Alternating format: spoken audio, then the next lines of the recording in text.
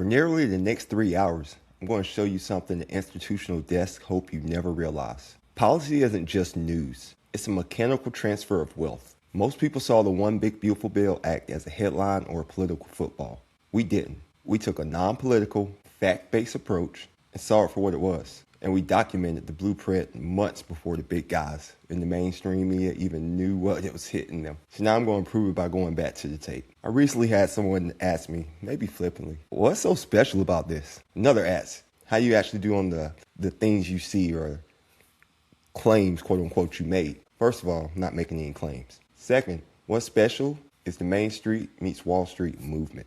This isn't just a financial show or, this is so much more. It's a community from strategists who refuse to be sidelined by jargon or political bias to the Main Street community. While the media was busy arguing over the optics, we were busy documenting the friction between institutional power and your personal net worth. This tonight is a performative audit. We're reviewing our work on the One Big Beautiful Bill Act, our analysis of the private credit pivot, and our stance on the year of the retail investor. In this movement, we keep receipts and we move as one. But stay with me through the legislative and institutional deep dive, because at the very end of tonight's record, taking off the suit and getting tactical, we're doing a 30-minute step-by-step tutorial on the Trump baby accounts. This was a big part of the One Big Beautiful Bill Act. You want to know how to exactly fund the next generation using the very policy shifts we're discussing tonight. You can't afford to miss this closing segment. So now, let's get to the record. One more thing, but before we go to the tape, I need to ask you to do your part in maintaining this ledger. The big guys have the billion-dollar marketing budgets. We have the Main Street meets Wall Street movement. If you find value in this non-political, fact-based approach here, here's how you fund the mission. Like the video, subscribe to the channel, and if you're listening on the podcast, leave a 5-star review. Most importantly, share this. If you know a strategist, a family person, or a business person who's tired of the noise, send them this link. Your engagement, your questions in the chat, and your comments below is what keeps the ledger accurate. Let's build this together.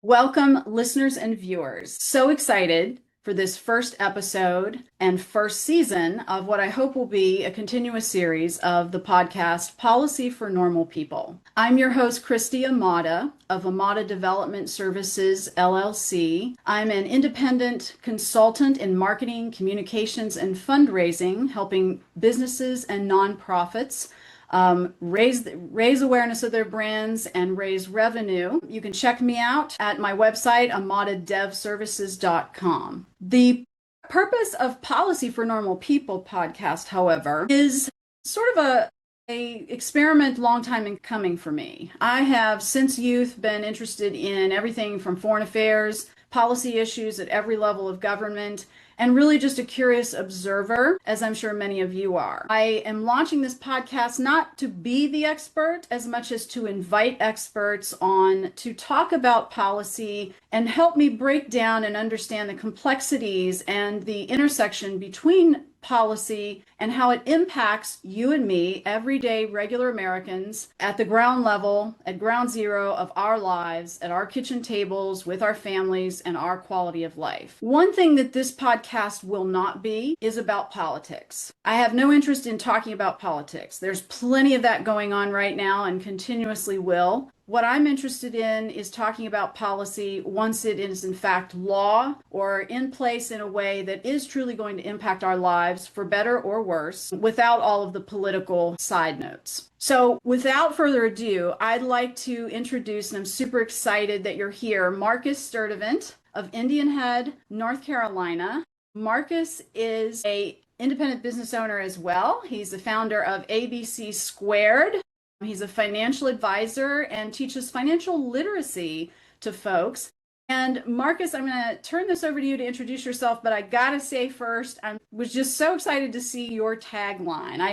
I came across your amazing profile on LinkedIn. Folks, definitely check out Marcus and his financial services, what he offers at ABC Squared. His tagline is helping Main Street meet Wall Street. And when you think about what I just said about Policy for Normal People, and that normal meaning, you and me, the everyday American, just trying to go about our lives, trying to make sense of all the things that are going on where policy and legislation is concerned, but still trying to get our kids off to school and get to work and so forth. Marcus, tell us about yourself. Tell us about ABC Squared, and especially that what that tagline means to you as part of your mission. All right. Hey, first of all, thanks, Christy, for having me on. Very excited to be on You got it. Policy for Normal People. Very excited. Yeah, so the ABC Squared is a financial planning firm that I run, RIA, down here in Indian Trail, North Carolina. The tagline, Main Street meets Wall Street, is just it's just something that I really am passionate about, helping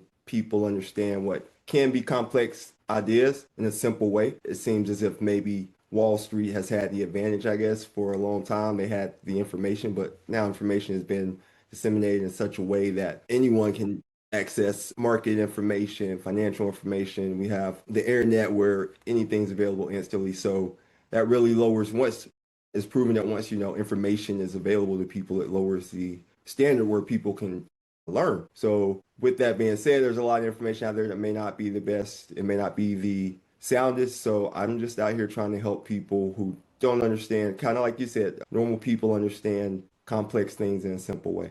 So Main Street meets Wall Street. Appreciate that, Marcus. And that is so in alignment with Policy for Normal People.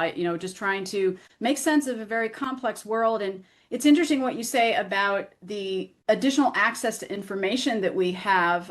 You and I have talked offline about how we grew up and how information access has changed so much since we were kids. For good or bad, though, sometimes there's information overload, and the complexity of all of it is still just as complex as ever, if not more so, because you're trying to sift through what's misinformation, what's true, what's false. And to some extent, that's always been the case, but access doesn't always necessarily mean acquisition of true knowledge or the understanding of what's going on. So without further ado, I am excited to get into the topic. It's a complex topic that, for better or worse, named Big Beautiful Bill. As we know, President Trump signed the bill into law on Friday. And so what I'd like to do is give us a scenario, Marcus, and just sort of have a casual conversation about, based on that scenario that I started us off with, what are some things that you see in terms of policy impact from the Big Beautiful Bill? So let's say, for example, kind of quintessential American family of four. You have a dad and mom, maybe two minor children that are, elementary, middle school, somewhere in there. This is a family that maybe makes about 200,000 a year gross salary between the two. Dad is a small business startup consultant, a lot like myself. Let's just use that. And mom is, let's say, a school teacher. I was a school teacher for 20 some years in my origin state of West Virginia, so I have some feeling and understanding of what that profession has, both in terms of good and bad in raising a family, income, and so forth. So you're talking about a family that has state insurance, likely through mom, because state insurance, for the most part, has been traditionally pretty good for teachers in most states. But again, this is a broad overview. This is going to be a family that has, like so many, a home mortgage and possibly lives in one of the, we'll say, average lower middle to low income states that went red in the 2020 election. So there's about 9 of those. Again, we're not getting into politics, but I want to mention it in that context simply because there are going to be a significant amount of families in states like this that are going to be affected by all sorts of provisions in the bill, some of whom are probably going to fall through some cracks. They're going to qualify for some things they're not, some are going to phase out. So kind of want to get into that. With that sort of scenario, and I know it's kind of a general broad category, and we'll tweak it along the way. But a family like that, let's take, for instance, the 2017 job and tax cut permanence that have been now put in the bill, that has been made permanent. What do you say about that in terms of how this is going to be beneficial or not to a family like I just described? Got you. So yeah, that's a lot to unpack. Yeah, so pick and choose what you want to talk about. But that actually, that affects way more Americans than people realize. People usually think of the ultra rich or the quote unquote poor or poverty stricken. And $200,000 for a family of four, you're not really in either class.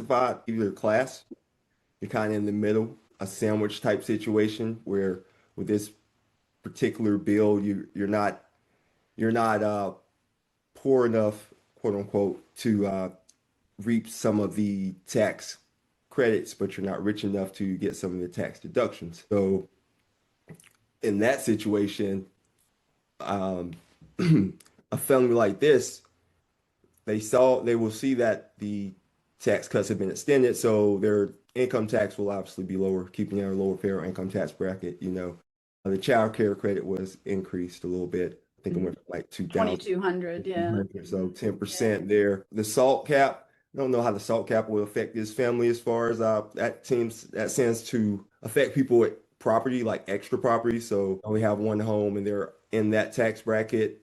Maybe not, but if they were earning higher, maybe 400,000, 500,000, had several properties, that's where that higher limit in the SALT tax could help as well. As far as, being a business owner for the husband in the situation, the Tax Cut and Job Act from 2017, which was codified and extended, does provide some benefits there as far as helping with qualified business income, that type of credits and deductions. So it's just a lot of things in there. As far as with planning for children, they're actually, if they already have two little children and one wasn't born in this year or the next year, they're going to miss out on the Trump baby accounts. Mhm. So, and if they are not planning on having any more children, they're going to miss that benefit. So there's just a lot of different things that they're tied up in with this particular tax bracket. Yeah, yeah. And you mentioned a couple of key things there, and I'll just kind of bounce around to a few. As I said in the beginning, we don't have any intention of being able to cover the whole thing, but just wanted to, hit on a few highlights. So the baby credit, it's $1,000. And my understanding is that parents can contribute as well, right? They can contribute up to 2,500 a year, I think it is, maybe something like that. And apparently there's other stipulations. So a child can use that. It's going to be put into a savings account. Do you have you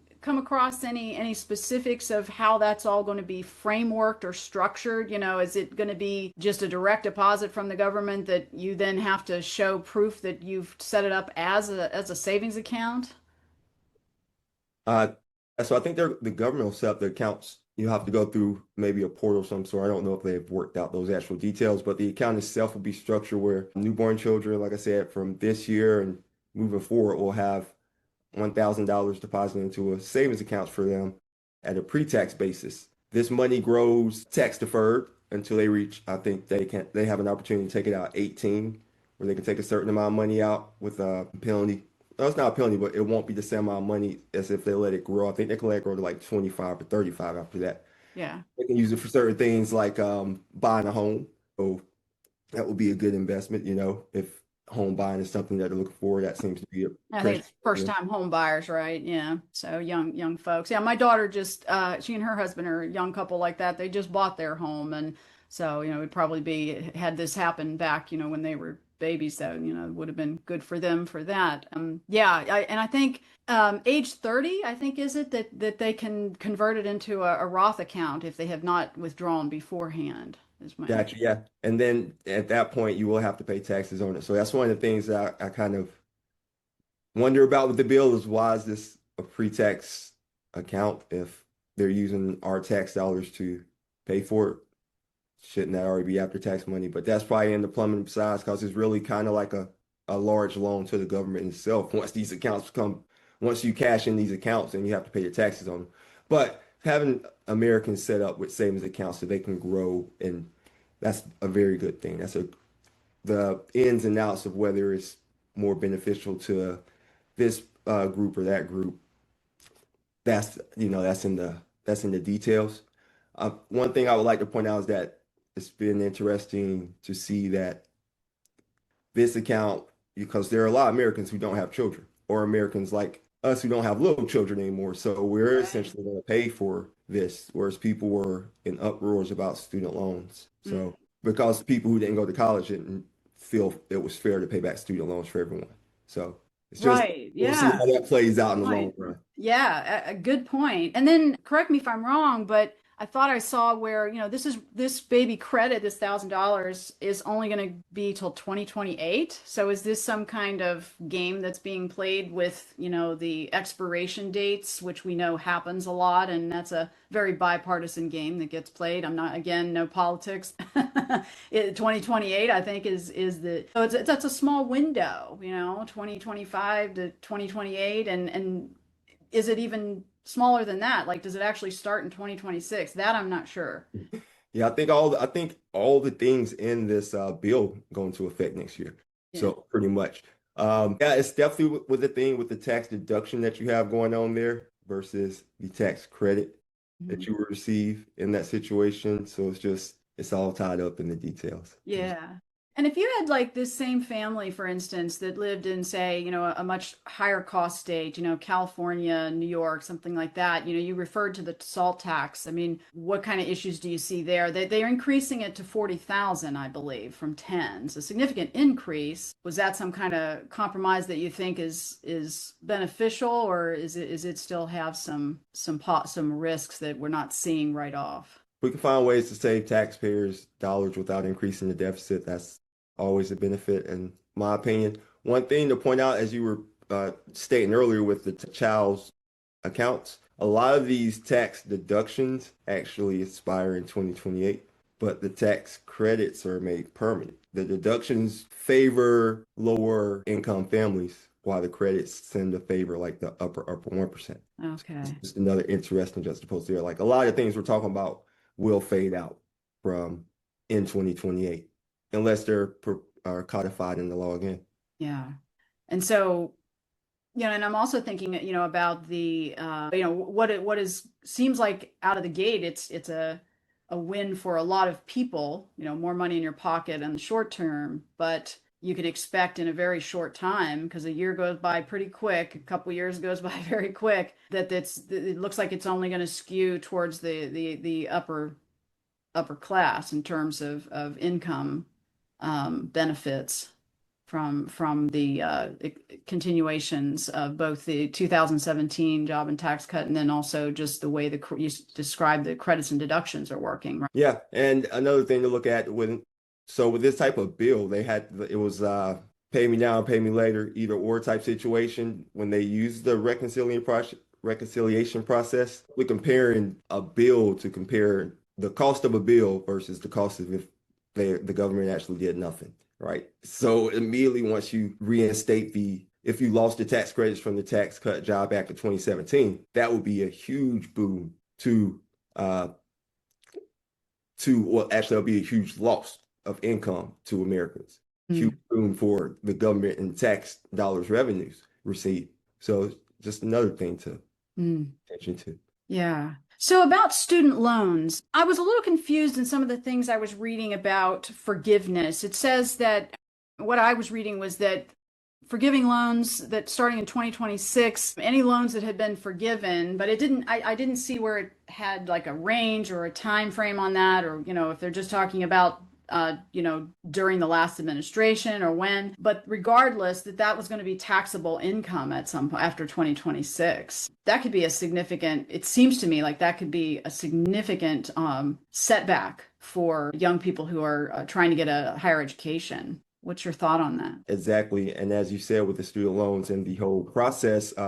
this administration, this has been a complete juxtapose to the last one with the student loan forgiveness. I honestly don't expect any type of student loan forgiveness to really continue to grow. If anything, they're going to continue to pull those back. I mean, the Supreme Court said that they were unconstitutional, so they had the Yeah. judiciary say that. So I think it's going to be tougher to borrow money to go to school unless you're borrowing it from private institutions. And if this becomes taxable income, and with the government's push to help Americans go back to trade schools and seek out vocational jobs where you're earning six figures and can make a comfortable living in America. Works, whereas you wouldn't need necessarily high student loans to go out to expensive four-year universities. So the whole process is shifting. But yes, if your student loans become like taxable income, that would be really hurtful to the people. A lot of Americans have student loans averaging, I think, around $40,000 to $50,000.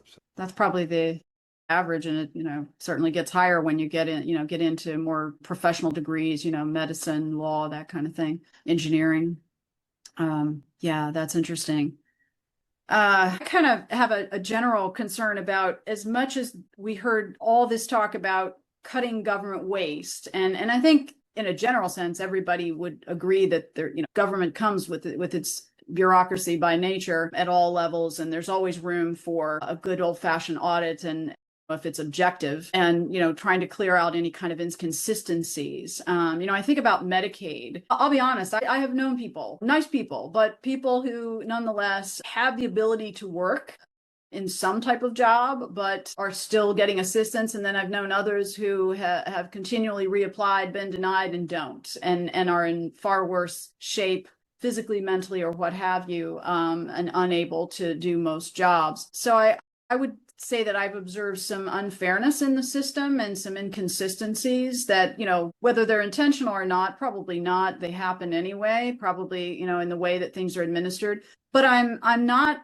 real confident, and I wonder what you think, we talk about what the cost of all this is going to be. There's going to be some costs involved in additional bureaucracy to administer, like, for instance, the work requirements, right, for Medicaid. So, as we make cuts, there's also going to be costs. And of course, we know that the overall concern is a $2 to $3 trillion deficit, if not more, I think, from just the extension of, I think, the job and tax cuts alone, and the permanency of that, and then additional expenses on top of that.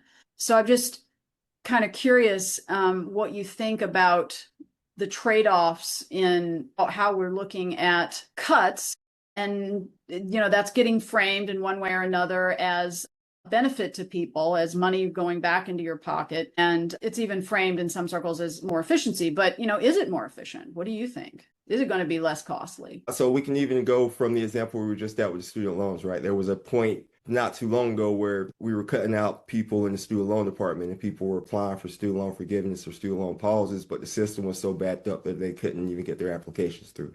So that's one example of how those things are happening, right? Where you're cutting efficiency in one way. It's like you're taking a little bit with this hand, but you're giving a lot more with the other hand. Just pull it from there and take it to the other side. As far as just the actual way that Medicaid is, so the Medicaid is going to be cut, right? It's cut going out to rural areas. I'm down here in North Carolina. Senator Tillis fell on a sword over it. He's retiring from the Senate over what the people down here in North Carolina are going to face, because we're going to be hit the hardest, some of the hardest in the country, just with the phase out.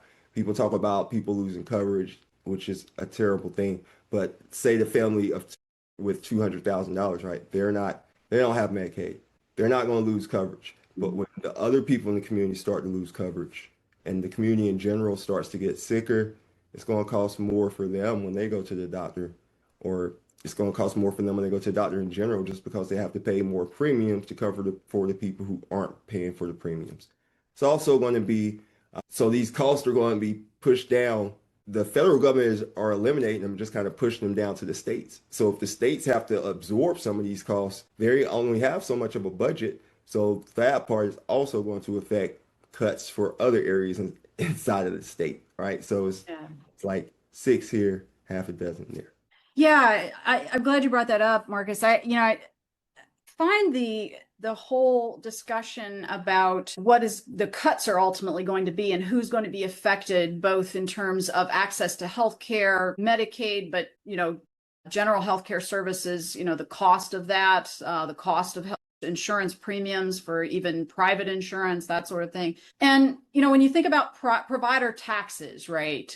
I know one of the arguments that Tillis and others had was how that was going to possibly affect the state of North Carolina and other states that were in similar situations. I almost feel like it's a no-win situation for the taxpayer, regardless, the premium payer, because, but feel free to push back or add something to that. But you've got this, what seems like this situation of, and I know even President Biden had called it a scam, the provider tax thing, where you tax a hospital, the state rather taxes the hospital. Then they collect that money, send it right back to the hospitals, and claim it as state payments towards the program, towards Medicaid, so that they can submit to the federal government for the federal government's share and match. when in reality it was the same money. So I guess the broader concern is the state that has that in place. And I know North Carolina, I think, has the trigger law, right, where it's going to eliminate the law for Medicaid provisions altogether if the state can't utilize, I think it was like at 6%, that provider tax. And it's not gone in the bill, as I understand it. It's just lowered.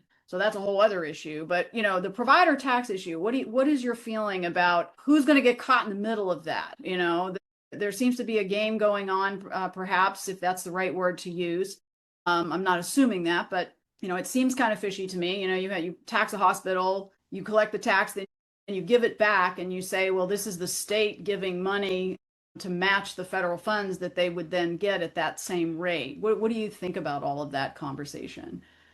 Yeah, I think there's a lot going on and all that. I mean, like you said, so for something to be taxed or to be a tax, you have to have actual income. You have to have income of some sort to actually have a tax deduction or a tax credit against it, right? So what you're saying is with this trigger is that they're just going to take the money that they already have, so income, and then they're going to use it as a credit, and they're going to send it back as more income, and then at the time somehow get switched back again as a credit. It's just a lot of paperwork. It's going to get pushed out once again, more so to that $200,000 family, right? Because they're not reaping the benefits of any of this. The healthcare providers are going to raise their premiums because they're paying for healthcare. That family needs healthcare. Your small business owner, his wife, state pensions, as we speak about, you said his wife has a state pension fund. Some things that may be hurt in these cuts may be pension funds as they try to make up for this expanded stress on the state government to cover certain areas in healthcare costs. Mm-hmm. The reasons they give you tax credits or tax benefits are they think that it's an overall benefit to the good of the people, right? So if people have health care, less people will be sick. There'll be less of a burden on the government to take care of sick people when they get older, right? Lower Medicare, Medicaid costs. So that kind of played into the tax credits that people will get in that position. But it just seems like a lot of onus is being shifted right back to the states. And if you dove into any government agency, especially healthcare, because I mean some of these providers were just sending back whatever bills and the states were immediately paying. Like no one's like going back and looking at it. Mm-hmm. There's a Yeah. lot to find in there.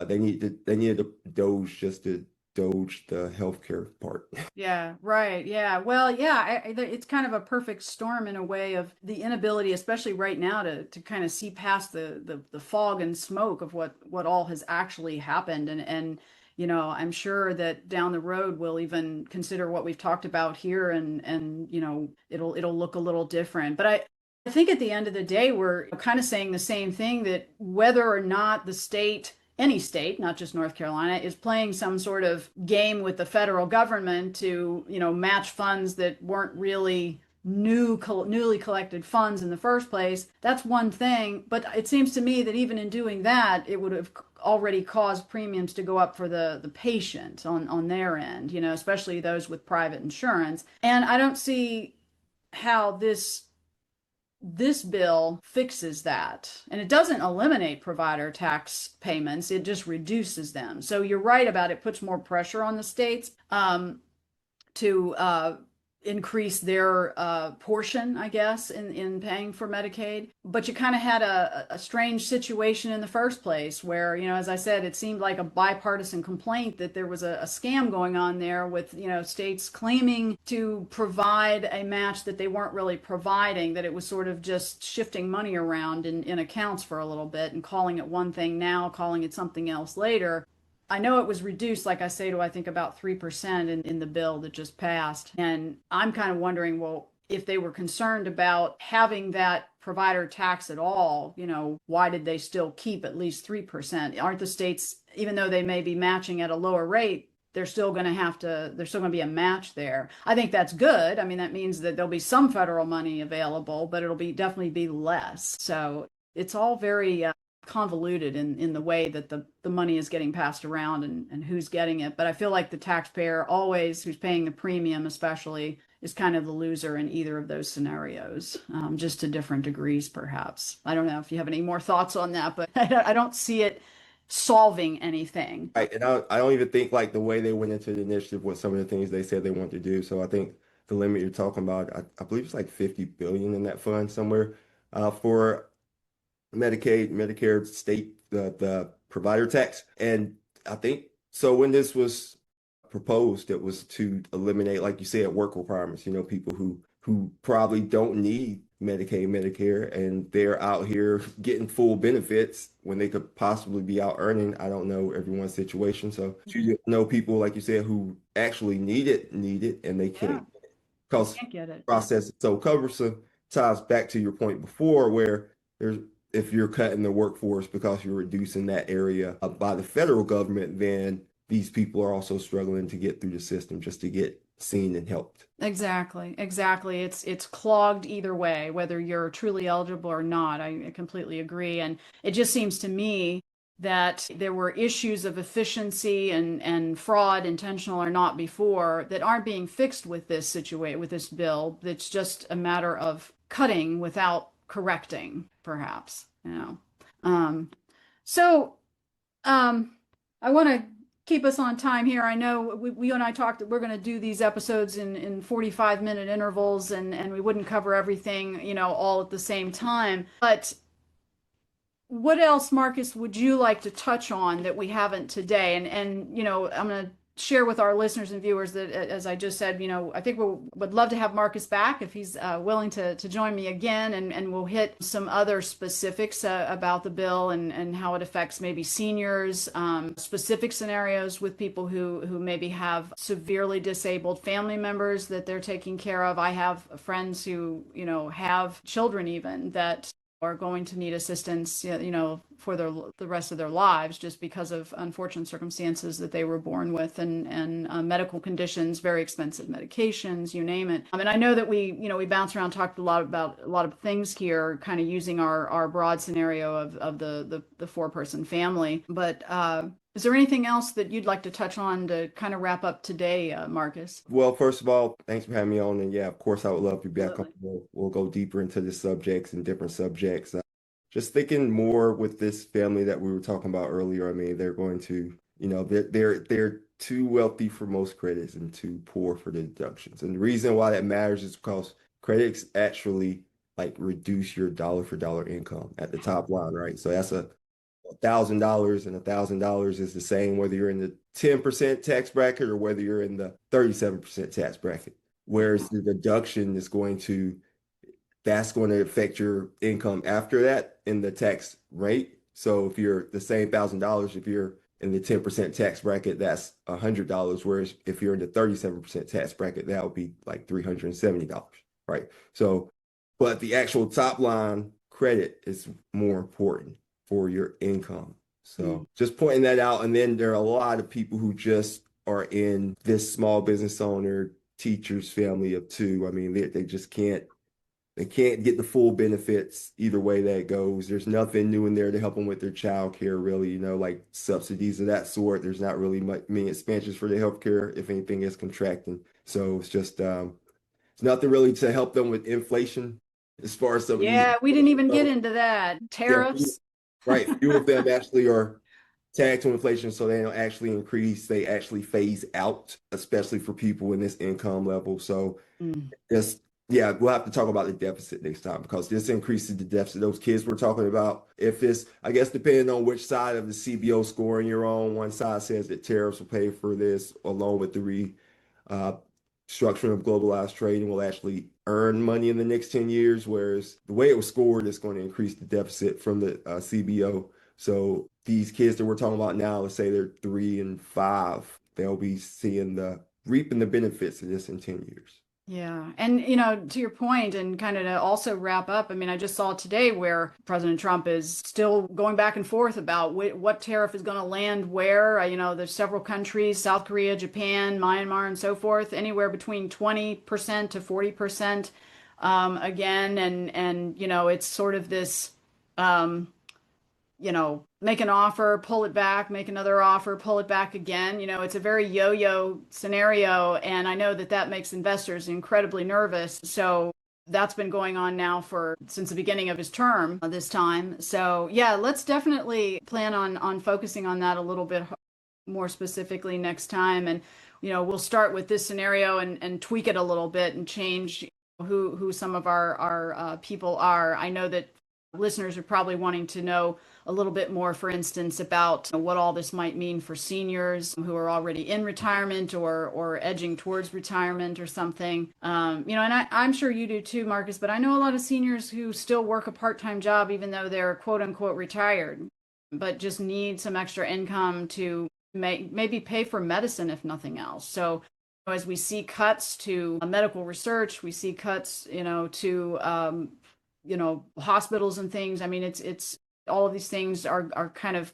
coming together, as I said, as a potential perfect storm. Thank you so much for being with me today. It was great to get your perspective, and I look forward to having you on next time as well. Let's continue this conversation, and as we said, we'll get into a little bit more about the deficit and tariffs. But I think it was a great start. I know I learned a few things, and to our listeners and viewers, please contact us. You can contact me directly in email at amadadevservices@gmail. I also have a Substack called The Narrative Effect at christyamada.substack.com. You can feel free to listen to the podcast again there and subsequent episodes and leave comments. I will open it for comments this time and next. And Marcus, is there any particular place that folks can reach out to you? Yeah, they can find me on LinkedIn, Marcus Sturdivant Senior on LinkedIn.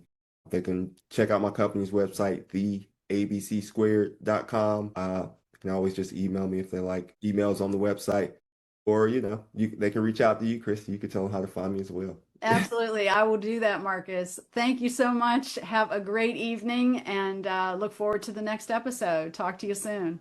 Thanks, Christy. Thanks for having me on. Really enjoyed it. You too. Take care now. Bye-bye. Hi, everyone. Welcome back to Policy for Normal People. I'm your host, Christy Amada, and I'm joined by special guest Marcus Sturdivant, Senior. Hi, Marcus. Again, very excited to continue the second, we'll call it part two, of the breakdown of the big beautiful bill as it's been characterized and officially named in the act now. Marcus, welcome back. How have you been since we last talked? Hey, thanks for having me back. I've been great. I hope everything's been good with you. Just taking in a lot of this bill that's been going on. There's a lot of things that have come out. So some of the fog is cleared, but there's still a lot of things that, it's a 900-page bill, so a lot still in there. Absolutely. And of course, that's every piece of legislation and policy, right? I mean, they just get longer and longer. It kind of, I can't help but think as a conservation-minded person, just, all the talk about saving and recycling. And, if we got rid of the amount of paper we use just to write policies and legislation alone, we'd probably save a few 100,000 trees, maybe. I don't know. But yeah, so it is a lot to unpack. We are not attempting here to unpack every piece of it, but we talked about last week using a kind of a scenario of a family of four. And I think if you agree, we kind of came to the conclusion, roughly speaking, that a family of four, 2 children, mom and dad both working, that, and obviously there's a lot of different factors for each person and family out there that will influence decision making and what the impact of this bill and its tax provisions, as well as tariffs, which were outside of that, but definitely an impact factor. We'll talk a little bit about that today. In fact, a good bit more. But I think it'd be fair to say that we concluded the first episode by kind of coming to the conclusion that some things it's just too early to tell how it's going to land, but it seems like there are going to be some middle class families, even lower income families, that are going to fall through some cracks because there's going to be potential trade-offs and nullification where credits, deductions, and so forth are going to land first short term and then later longer term, because we talked about last time, as you remember, Marcus, that a lot of the enticements in the beginning will expire in terms of those credits and deductions. So this week, I know we had said from last time, Marcus, we wanted to also pull in tariffs, talk a little bit about that. So I think we'll definitely go that route. Folks, if you did not catch the first episode with us, in fact, the absolute first episode, because this is season 1 of this brand new podcast, we started off breaking down this bill, Marcus and I, on a previous episode. So feel free to check that out. You can get that anywhere that you get your podcasts, Spotify, Apple, etc. So this is sort of part 2. And just to sort of recap about what Policy for Normal People is real quick. We push aside the politics, and I just like to have casual discussions with guest experts in various fields with the idea that regardless of what all the politics and machinations are around policies and bills, once they're passed, especially, but even in terms of the ongoing talks as they're coming to fruition, how does that really impact people like you and me, just normal, average working class Americans trying to get through our day, trying to raise children, trying to save for retirement? And Marcus, can you tell us a little bit? I'll segue that into what ABC Squared, your financial services business, does, and give us a little overview of what you think this bill, how it might impact in a general sense, things like retirement savings, the financial services advice that you may give to your clients. Let's just start with that. And what can you tell us about what you're telling your clients right now in terms of, what to wait on, what to watch, what to do? Any general advice that you would have? Retirement, for instance? Right. So at the ABC Squared, we are a retirement investment advisory firm. So we help folks with, investments, protection if they may need it. But, we really like to help with financial planning. So that's where that will fall in, holistic financial planning. So from beginning to end. With the recent, just, the whole development, the way the economy's been going this year, it's been a detox is what it was called, and it looks like there's been a detox or rechange. It's happening right now in the economy and the way global economies are doing. I like to think of it as a new market with the stock market, the way that the way things were once valued, like more on fundamentals. It seems like momentum has just taken over that with stocks, like certain stocks or investments that just carry and grow, like traditional ways that value is shown and grown and created has been expanded in this time, just even since COVID. So there are different approaches for everyone as to how they should be investing. Generally, I tell them unless you're like already retired, you have time. This detox is turning the economy right now. It's going to work out because markets will figure it out, investors will figure it out, corporations will figure it out. We're back to a point now with some of the clarity we've had from the bill where this week we have some trade talk going on. We'll have a lot of corporate earnings. We'll have like 33% of the corporate earnings. We've already had like one third of them out of the way. So we'll have Fed speak. So we'll know something from the Federal Reserve meeting. So we'll have a lot. We're just focusing on the actual data, the actual information. We're not listening to the noise. We're not listening to tariffs and trade agreements that may or may not be happening because they all seem to be pretty much in principle. Some are signed, but few details. So unless you just retired or you're in retirement right now, and even if you're retired right now, we just retired, we would definitely, if you needed money, we'd be taking it from a cash position, which we would have increased right before you retired, which allows time for your investments to grow. So with some of with some of the tax bills and tax advantages that are happening right now, there are definitely opportunities for small business owners, which are some of my clients, and just households in general, Main Street to Wall Street. Excellent. And I know I mentioned on the first episode, Marcus, I love your tagline, helping Main Street meet Wall Street, and try to translate what that means for the average person, normal person on the ground, right? So appreciate what you do for folks. Yeah, thank you for that overview. I think your points about a lot of what's going on right now are right on, in the sense that it doesn't sound to me from what you said, and certainly what I've been reading too, that it would probably be a mistake to be jumping too quick and making impromptu rash decisions or major changes in one's investment portfolio. Would you say that's a good advice for right now? Just let things continue to settle? Yeah, especially when you're referring to like investing in like stocks or bonds. I know that's not where we're going here per se, but Yeah. if you make drastic moves in the stock market, for example, the pullback we just had earlier this year, like some of the worst days and some of the best days were within like a week or 10 days of each other. So if you were a person who was like, when you saw everything go down, like sell everything, I'm going to cash, and then you instead of just sitting in there, or if you had time to stay invested, buying more. That was a strategy we used. We started buying more for people who could afford it. Some people can afford to put more towards their investments, but if they could, we increased their investments inside their 401ks, retirement accounts. We increased their up to the match as far as they could and above it if we could, just for a short time. And what you generally find in that situation, that people they kind of get used to it, and then they see greater returns inside their investment retirement accounts. So you have to stay your course. You have to know your why.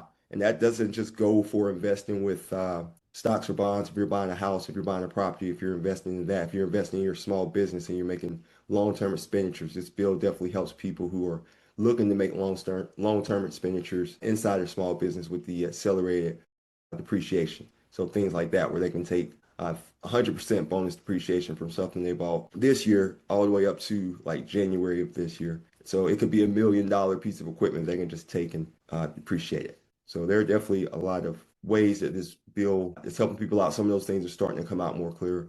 One example is when we were speaking last time, we were talking about that family of four and how it wouldn't necessarily help with their education, maybe, but there is they have expanded some of the child tax credits for with businesses if they want to give their employees per se more money for childcare. So if that husband somehow had his wife on the payroll, perhaps, and she was somehow working, with the children or taking time out for the children, there would be an increased portion for that, or even just towards childcare in general. So there's just a lot of stuff inside that bill that just keeps coming loose or coming out. Yeah, interesting. Did I hear you right that so there's credit for childcare. Is a credit is what you said for child to help with childcare if the if both parents are working.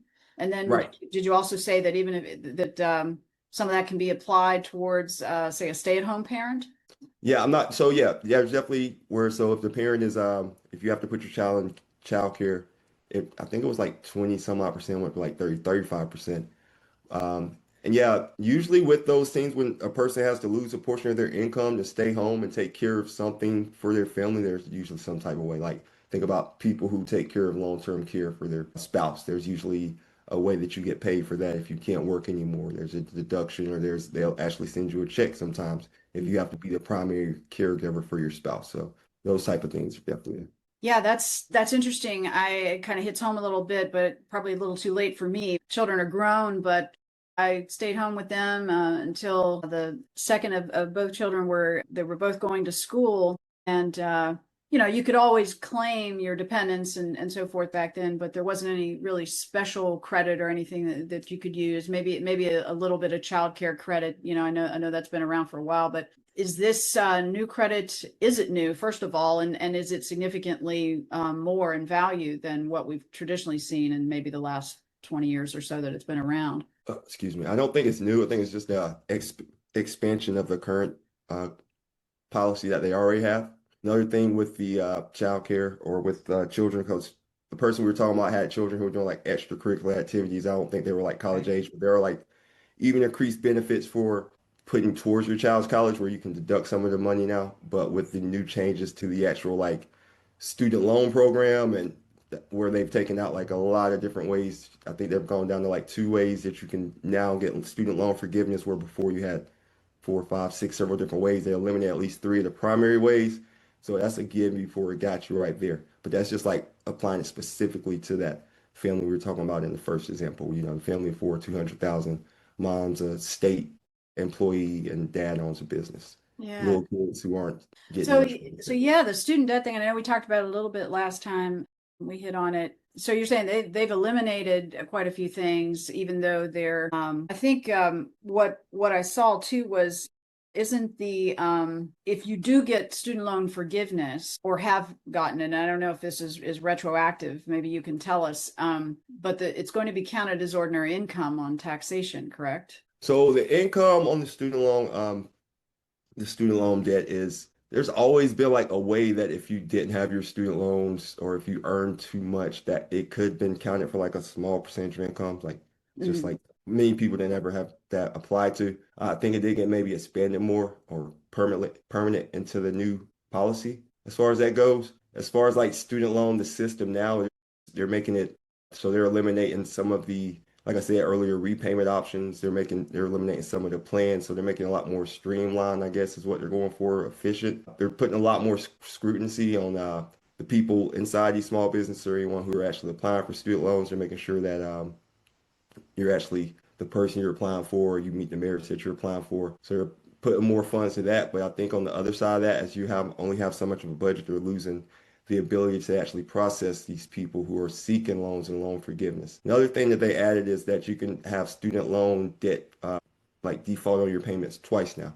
It was one time you can only get forgiveness one time with the plans before. Now you have opportunity to get it a second time. But with the changes to the plans, it's like harder to get to a position where you can actually get these student loans. And with the loss of these guardrails inside the plans, it's more likely that a person may default a second time. So it's just like once again the gimme to the gotcha. Interesting. So it's sort of giving more in one sense, but then the ability to meet those that criteria, whatever that criteria is being restricted, correct? Or it's more difficult to get there. Are you referring to kind of the bureaucracy to manage it, or is it more what the burden on the individual is to meet whatever criteria it is for them to get the loan? A little bit of both, more of the latter. Definitely the onus has been in this detox and reshift of the economy. It's been putting the financial responsibility back on the individual. So they're giving more power to the individual, I guess, but the individual also is going to have way more chance to fall off and go into default or not be able to make these loans. They are, I'm trying to think, they're capping some of the amounts that you can have taken out for a certain amount of time. But it's just in general, like I said, they're reducing the workforce inside of the IRS for certain parts. I'm sorry, inside of the student loan department, the USDA, U.S. Student Department of Education. Yeah. Then also on the other side, they're like, increasing. So they're decreasing, increasing. It's going to be a net negative. Is that where AI comes in for some of those jobs that have become redundant or that one person can watch 5 or 10 machines do? It's just it's like fascinating as far as those things go.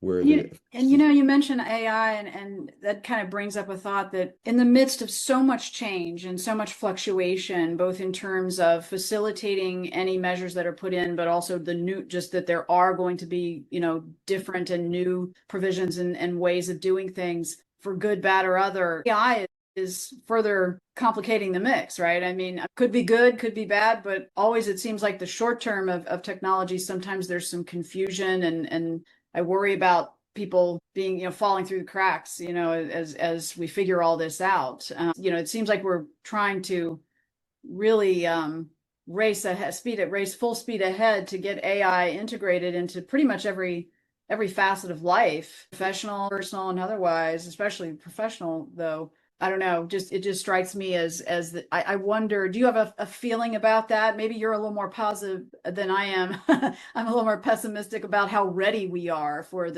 all the changes in policy and its impacts on people, and then how AI plays a role. Right. Well, AI was a big part of the bill as well. Like there were people who are part of that bill. Well, not a big Right. part, but it was a sticking point for several of the holdouts was that they wanted to keep the AI either, where the states can make changes, where the government can make changes. So that was a big part of it as far as it goes. AI is a revolutionary technology. It's going to continue to grow. Well, I don't know if we've all seen it, but a lot of us have seen Terminator 2. So like that's, worst case scenario is that where AI takes us, I don't know. Well, there's a lot of AI ominous Netflix movies, right, too, with, the robot taking over the home kind of thing. Right, like they're just, and people are like, once you see it in a movie, it's already happened, like Jurassic Park type stuff, cloning DNA from dinosaurs now. But it's just, I mean, AI is here. People need to figure out, I guess, how to integrate it and use it. Cybersecurity is going to be a really big thing with AI. It's just coming out. If what we're really seeing is what we're really seeing from the people we're really receiving it from, like, so where we're getting this information is going to be very important when it comes to AI. And if we can't just go to a society where we solely rely on AI for our information. Like Yeah, I completely agree with that. In fact, I've done some fun little thing, test cases and with the Chat GPT and, other AI platforms, just playing around. And I'll ask it a question. Like this morning, I asked it a question about tariffs. And I said, do tariffs cause inflation? That was one of the questions. And then I put in a question. I just pulled these out of nowhere. Do tariffs harm the economy or help the economy? It was a question like that kind of. And what you find, a lot of times, as you probably know yourself, Marcus, AI is, of course, scanning the internet in a way that's just faster and arguably more efficient than when you traditionally go in and tell people to Google it. The idea of Googling something is going to fall by the wayside perhaps eventually because, I rarely go to my browser anymore. But what's interesting about the results, the return I got, was that it often will tell you what the sources are that it's finding, where it's finding things. And depending upon whether that's a left leaning, a right leaning, or a centrist sort of publication or editorial or news media, wherever it's coming from, or study, that's the answers that you're getting. So it's going to be there are still humans behind the algorithms, and I think your point is a good one. We should still, as we have been saying all along with the internet, it's still internet research, and whatever's out there is what's going to come back.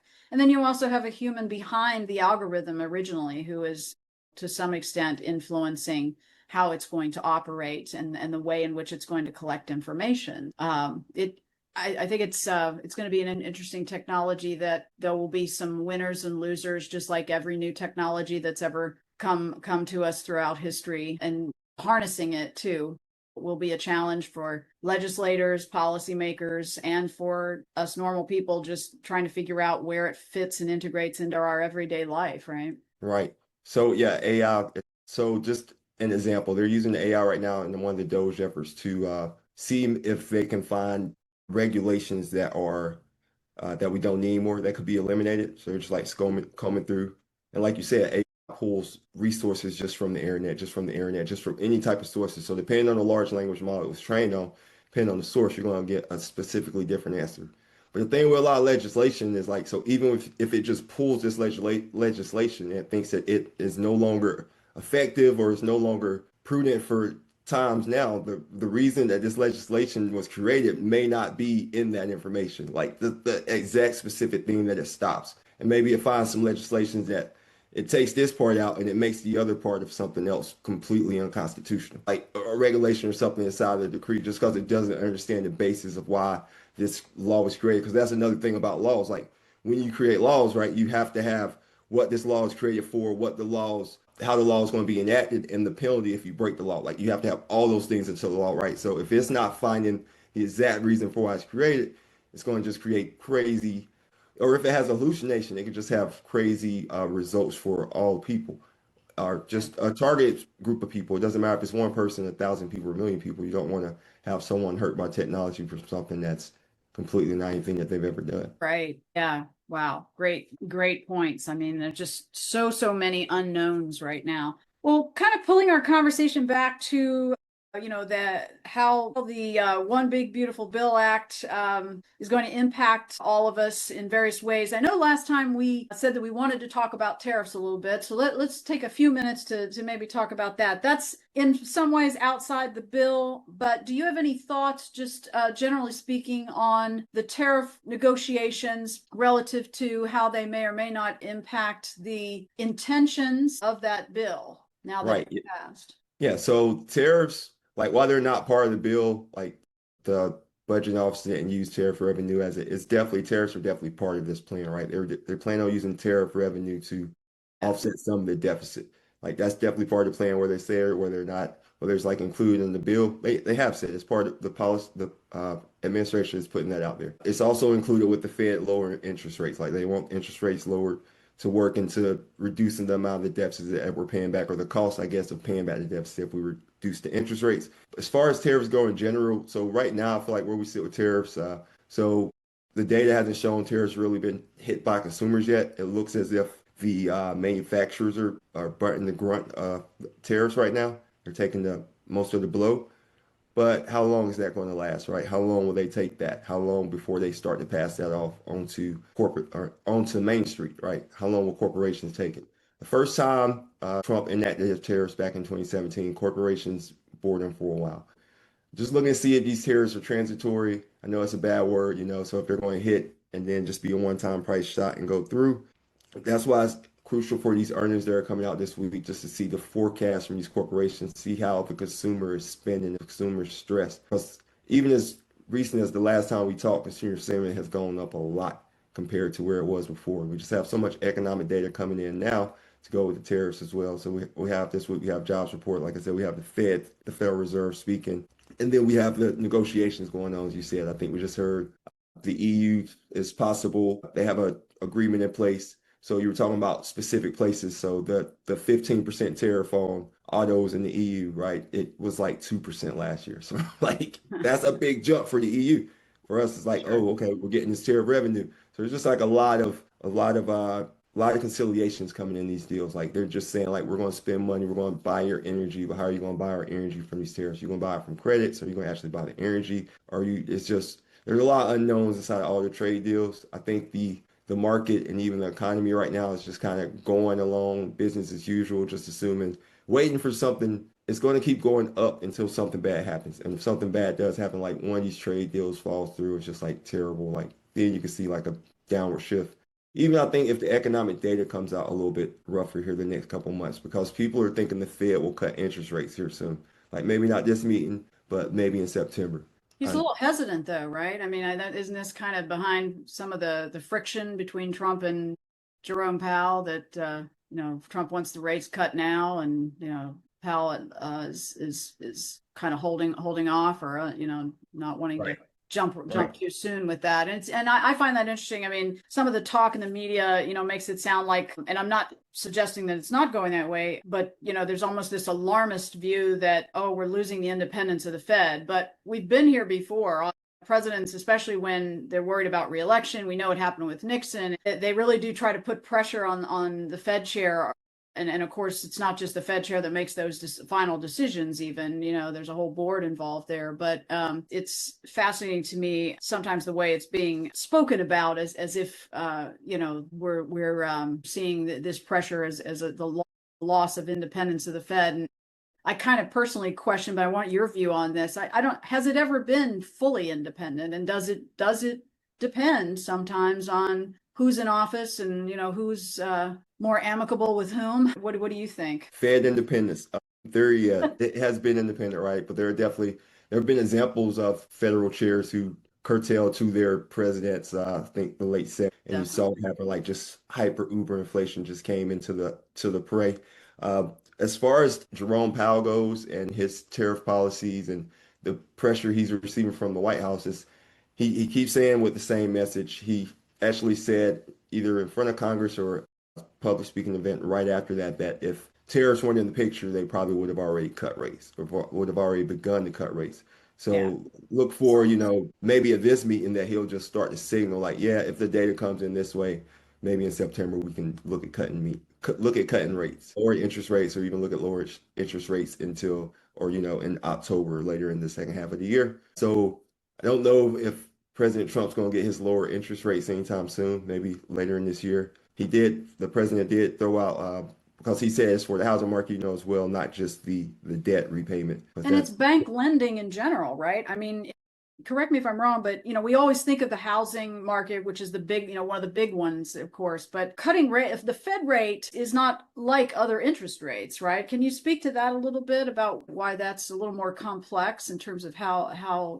cutting or raising, lowering that rate can affect the economy, broadly speaking? right. So the Fed has so many tools, right? They can raise or lower that rate. If they lower the rate, then it's cheaper for them to buy more of their bonds, which is what a lot of the mortgages are backed on, like 10-year bonds. If they raise the rate, it makes it more expensive for people to buy those bonds, right? So that actually like shrinks the economy and the amount of people that can borrow. Another tool that they have is the amount of reserves that they require banks to keep. So they can require them to have a certain amount of money where they are liquid, in case a bank run comes. Banks have stress tests put on by the Fed. The most recent one, the banks perform exceedingly well.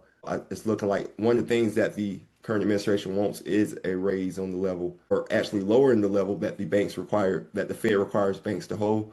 As far as the Fed fund rate, so that's the bank's rate, but the discount rate's the actual rate set by the Fed, right? Whatever that rate is, the overnight rate is what they call it, is going to be lower than what banks are actually charging, because banks are going to have to make their profit on interest rates as well.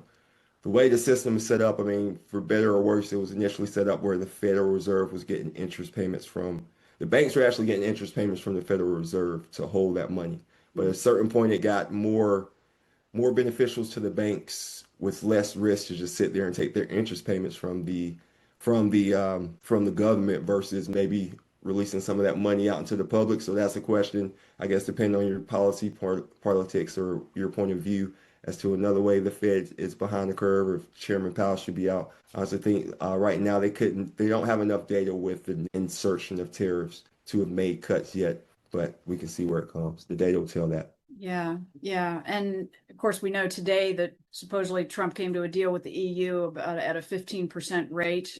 And then, as you mentioned, I think a little bit earlier, I think it was what, 600 million euro that they've promised to put towards buying military equipment and energy. Saw that today. And all of this is, just push and pull factors that a lot of it really is, it's tough to gauge right now, I think. Is it fair to say that not only should individuals just kind of hold where they are and wait and watch, but I think businesses are doing that too, except in maybe certain sectors, right? Yeah, businesses definitely were a lot more worried earlier this year, February, when you came out with the tariff chart. I don't know if you remember that chart. You came out with the tariffs that had the list of all the countries, but that was Liberation Day. And then in February, when they were announcing like how harsh the tariffs may be, there was a lot of back and forth whipsawing in the economy and the stock market as well. So just with more clarity, that's what businesses want, because businesses don't usually invest 1 year, 6 months. They're investing 5, 10, 20 years, depending on the business. They want to make long-term investments. Mm-hmm. So as I go back to the bill that we're talking about now, with the ability just to like appreciate bonuses, depreciation, pull that forward, that helps businesses with their decisions as far as like what they can invest in capitally. They can make further, they can go ahead and say, well, we can go ahead and spend this $5 million right now because it'll be taken off of our bill for this year. And then that's just like a refund for them for buying equipment. So businesses, the policy and the taxes in general, the way taxes are set up, I hate to say it, they're not really set up for like W-2 earners. They're more set up for 1099 owners. They're not really set up for retirement savers. They're more set up for like investors. It's just kind of how it is. It's like it's more set up for business growth. That's just kind of how the American tax code is set up. You see the bigger breaks there. And I don't pretend to have all of this figured out myself, certainly. So, appreciate folks like you coming on, and I know you've recommended to me, and I've been in touch with a gentleman that's an expert on, how this may shake out for small businesses, and we've talked, and I think he's going to be on the show, so I'm excited about that. I'm a history buff, and I'm also, so I like to look at like what's happening now, but what's happened before, and how does that all matter, in terms of what we're experiencing and what we might expect to experience with all of this. And, bringing this conversation back to, the average person like myself and the family of four that, our fictional example that we kind of use as an anchor to focus our discussions and bring it back to.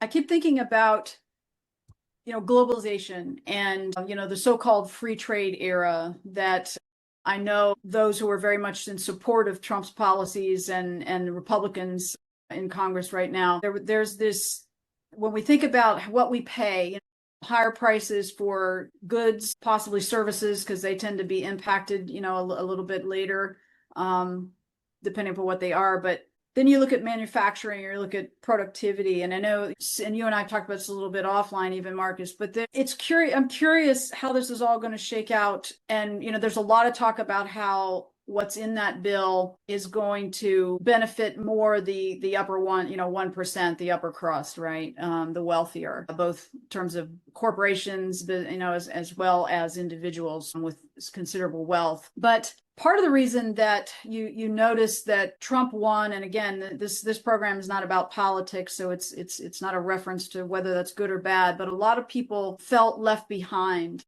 in decades past. I'd say, definitely since the 70s, when we had stagflation, and then from there the globalization era comes in, and supposedly there's free trade, but we know that didn't totally exist, because there were plenty of countries that had tariffs on US goods, even if we had lower or slightly higher on them. So there's always been tariffs. I think there's some in the public now that would probably, have a misconception about the way it's being reported, that the tariffs that are being put in place is some kind of, not brand new, but new for this era. But in fact, we really have never had free trade, have we? Not entirely. Can you think of a time when there was zero tariffs in either direction for any country?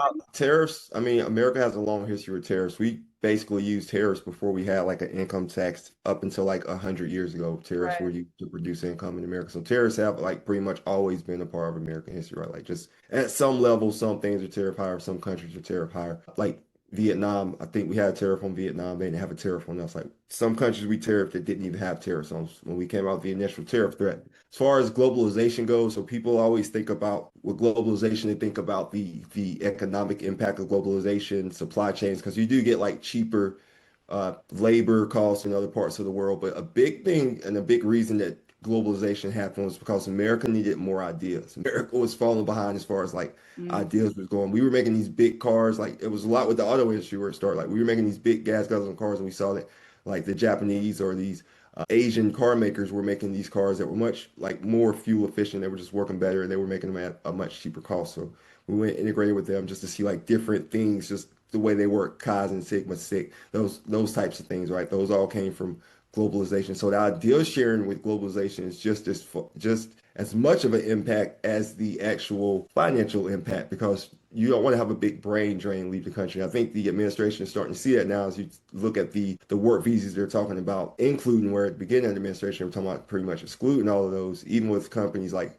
Microsoft laying off a lot of employees, and then the vice president saying that you're laying off these employees, but you're asking for visas for employees to come from overseas. Like that's not the balance that we want. We want to create jobs inside of America. J.D. Vance, his words, so paraphrasing. But globalization, so as far as yeah, obviously the cost to like make things abroad are going to be cheaper, certain things like sneakers. But then you have to think, are there certain jobs like people don't necessarily want? Like people, I don't know, and there's nothing wrong with any job anyone does. Do your job, earn your money, however I'm not here to tell you what to do. But there are people at this class, this generation, we're not used to making sneakers in America. We're not used to seeing big smokestacks really come out from the factories. You're talking about bring all these factories back, but like, where are you going to build them? Who Mm. really wants that next to their house? It's those type of things. Yeah. And it's tricky because there are still clearly products and materials that we need from those types of manufacturing. So, what are we saying as a country?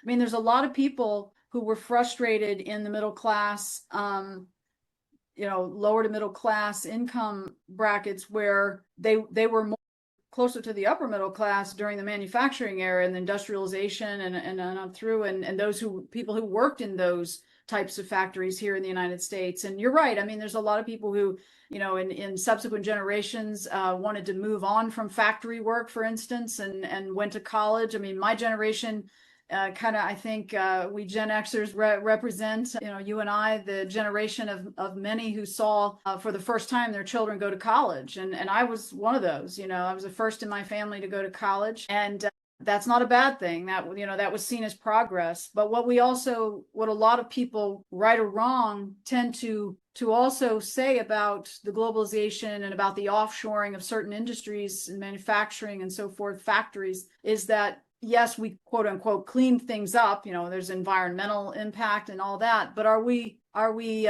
did we sell out those jobs and not create opportunities for people who lost those jobs at the same time? And now we're seeing a backlash because of resentment that's kind of built up over decades. And I don't know that, and I think that you've got kind of a really big mixing bowl of all of it, right? You've got the younger generations, as you said rightly, that really don't want to do certain jobs. But then you also have people working in tech STEM fields and all who are complaining even now. And I've seen evidence of this where they're training their H-1B replacements or something, training their foreign worker visa replacements when they're still fully capable and have lots of experience doing the job. But oftentimes that person coming in on a visa through no fault of their own, but they're getting paid a lower wage and they're willing to accept that because that's a trade-off to come to America, which is where they want to be. We give out most of those visas right now. I saw this just the other day to Indian immigrants that are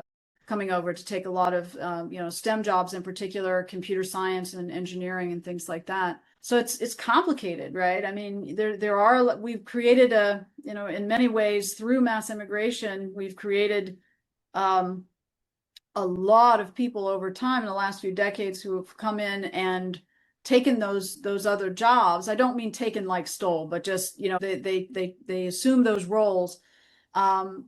And it's true that you had American workers, native born or even long-term green card holder immigrants who were in some of these jobs and either retired out of them or moved out of them.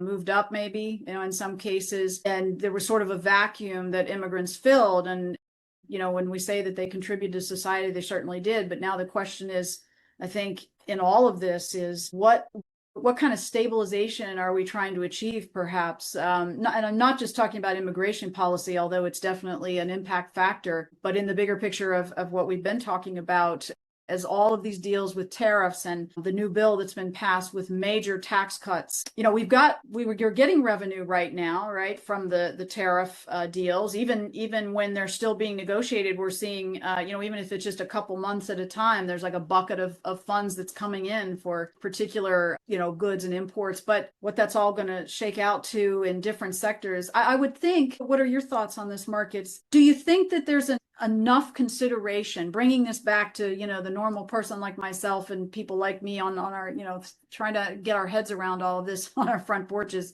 Is there enough, both in that bill as well as what's happening with tariffs, regardless of what the stated intentions are? Do you think that there's safeguards? I'm not talking about safety nets, but safeguards in general with taxation, credits, deductions, the tariff negotiations. Do you think that there's enough being done to safeguard the average American who is likely to maybe, fall into some cracks there, like we talked about in the last episode, where, they may be able to take advantage of one opportunity here, but it's going to expire, or they take advantage of it, but then they're going to get hit some other way. Like, how do you see the average person making out in this? It's a big question, I know. Yeah, no, I'm just sitting here thinking about, so yeah, so as far, right, AI is coming in and advancing different jobs, right? Immigration, so as you said, the immigrants came in and filled a certain void for a certain gap. And this time when we went from globalization to where we're coming back now to onshoring, which I mean, COVID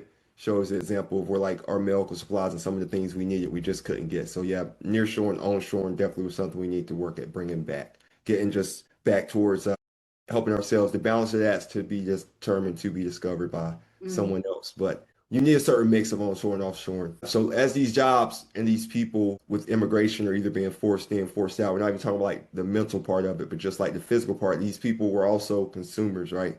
So they spend a lot of money inside of the economy, right? So we went from a goods driven economy to now where we're a service driven economy.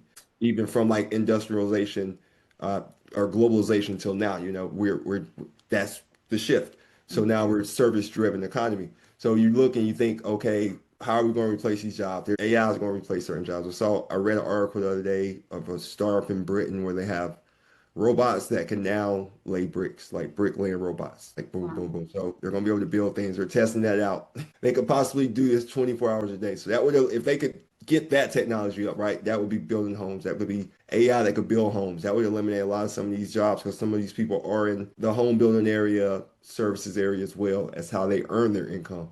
So if they find ways to mitigate that type of stuff, obviously you have these AI assistants coming in and eliminating the roles for, I believe we spoke about AI assistants, like maybe a virtual assistant that's not an actual person, but just like an AI assistant. So as these jobs are eliminated, and then as you're not, so those roles like these robots and machines, while they're creating efficiencies, that's just going back to the corporation. It's not the same as having a person being able to go out and spend that money themselves. Like this robot's not going to lay their bricks and then go after the shift and buy dinner for their family or go out to their local bar or whatever it is they do and spend money back into the economy. So it takes that money away and puts more money back into the pocket of corporations, I guess. As far as the bill goes, yeah, it definitely pays bigger benefits to the top 1% in the longer run, maybe even in the short run. There are some benefits for the lower class, middle class, in the immediate run or the near term. One thing I noticed the other day I read is that they're actually changing out some of the rates and names for brackets. So it's like low class, working class, which is like 100,000 to like a million, I think, net worth, and then like middle class is like a million to 5 or 10 million now. So they're like changing the brackets. So that's like small things too, like changing brackets, changing psychology, changing what these things mean to people when they hear them, when they see them. Wow, that alone, the psychological factor can have a huge impact on, not to mention where you do fall in terms of your returns every year, and how you're classified, right? One of the we were talking about the student loans, I believe. So one of these student loans, it's called RAP, for instance. repayment assistance program. So they're proposing where it's like broke off in the back brackets to where you pay, I think like 0 to 10,000, you pay like $10 maybe, but it's like, or maybe it's like 9.99, but it's like in $10,000 bracket increments. So you could go from like paying this like one is percentage. So you could go from being like paying 1% and earning like $1 more the next year and going to a whole nother percentage, which will change a lot in what you're able to receive or pay with your student loans. So that's another change in the student loan program. I did want to mention that. Right. Yeah. Thank you. Thank you for bringing that up. Well, I know there's just so much here, and as we're talking, I always think of a million more things that we could bring up, Marcus. But I really appreciate your insights, and as we kind of go towards wrapping up, I did want to talk just the last few seconds here about the Trump Baby Fund. What's the official name of it? I forget. Well, that's I've what heard so everyone's many on it different now. things, but this is the what, the $1,000 at birth, right? And I know we talked last time that we're not really sure. It wasn't clarified, I think, that how that was all going to be structured, or what department, or how it's even going to be facilitated and paid out, and then how are we tracking it and so forth. Maybe it'll be AI. I don't know. I don't know. But any last thoughts on that? Because we kind of wrapped up last time and didn't have a lot of time to spend on it. Have you learned anything new about how that's all going to work, the baby fund, since we last talked? Gotcha. Yeah. So just a little clarity, like we said last time, the Trump, the baby account. So they will start with like $1,000 in there, and then parents can contribute, I think maybe up to $5,000 a year into those accounts up till maybe age 18. You can contribute in there. Age 18, a child can take it for like college expenses with the tax-free growth, not pay a penalty. I think you have up to 25 or 30, age 30 to take it for a home. You can use it for that. If you don't take it at that time, then you have to convert it to a Roth, pay the taxes on it, or you may be able to let it grow, but you won't get the same return. Every time, at every step where you take out money, the longer you keep it in there, the better it's for you, just like with most retirement accounts, right? Right. But there have been people who are saying, why not just use a 529? It's definitely not the best vehicle for that right now, as the way it's set up. There are other options for parents and savers for college who are looking to accumulate funds to pay for their children's future expenses.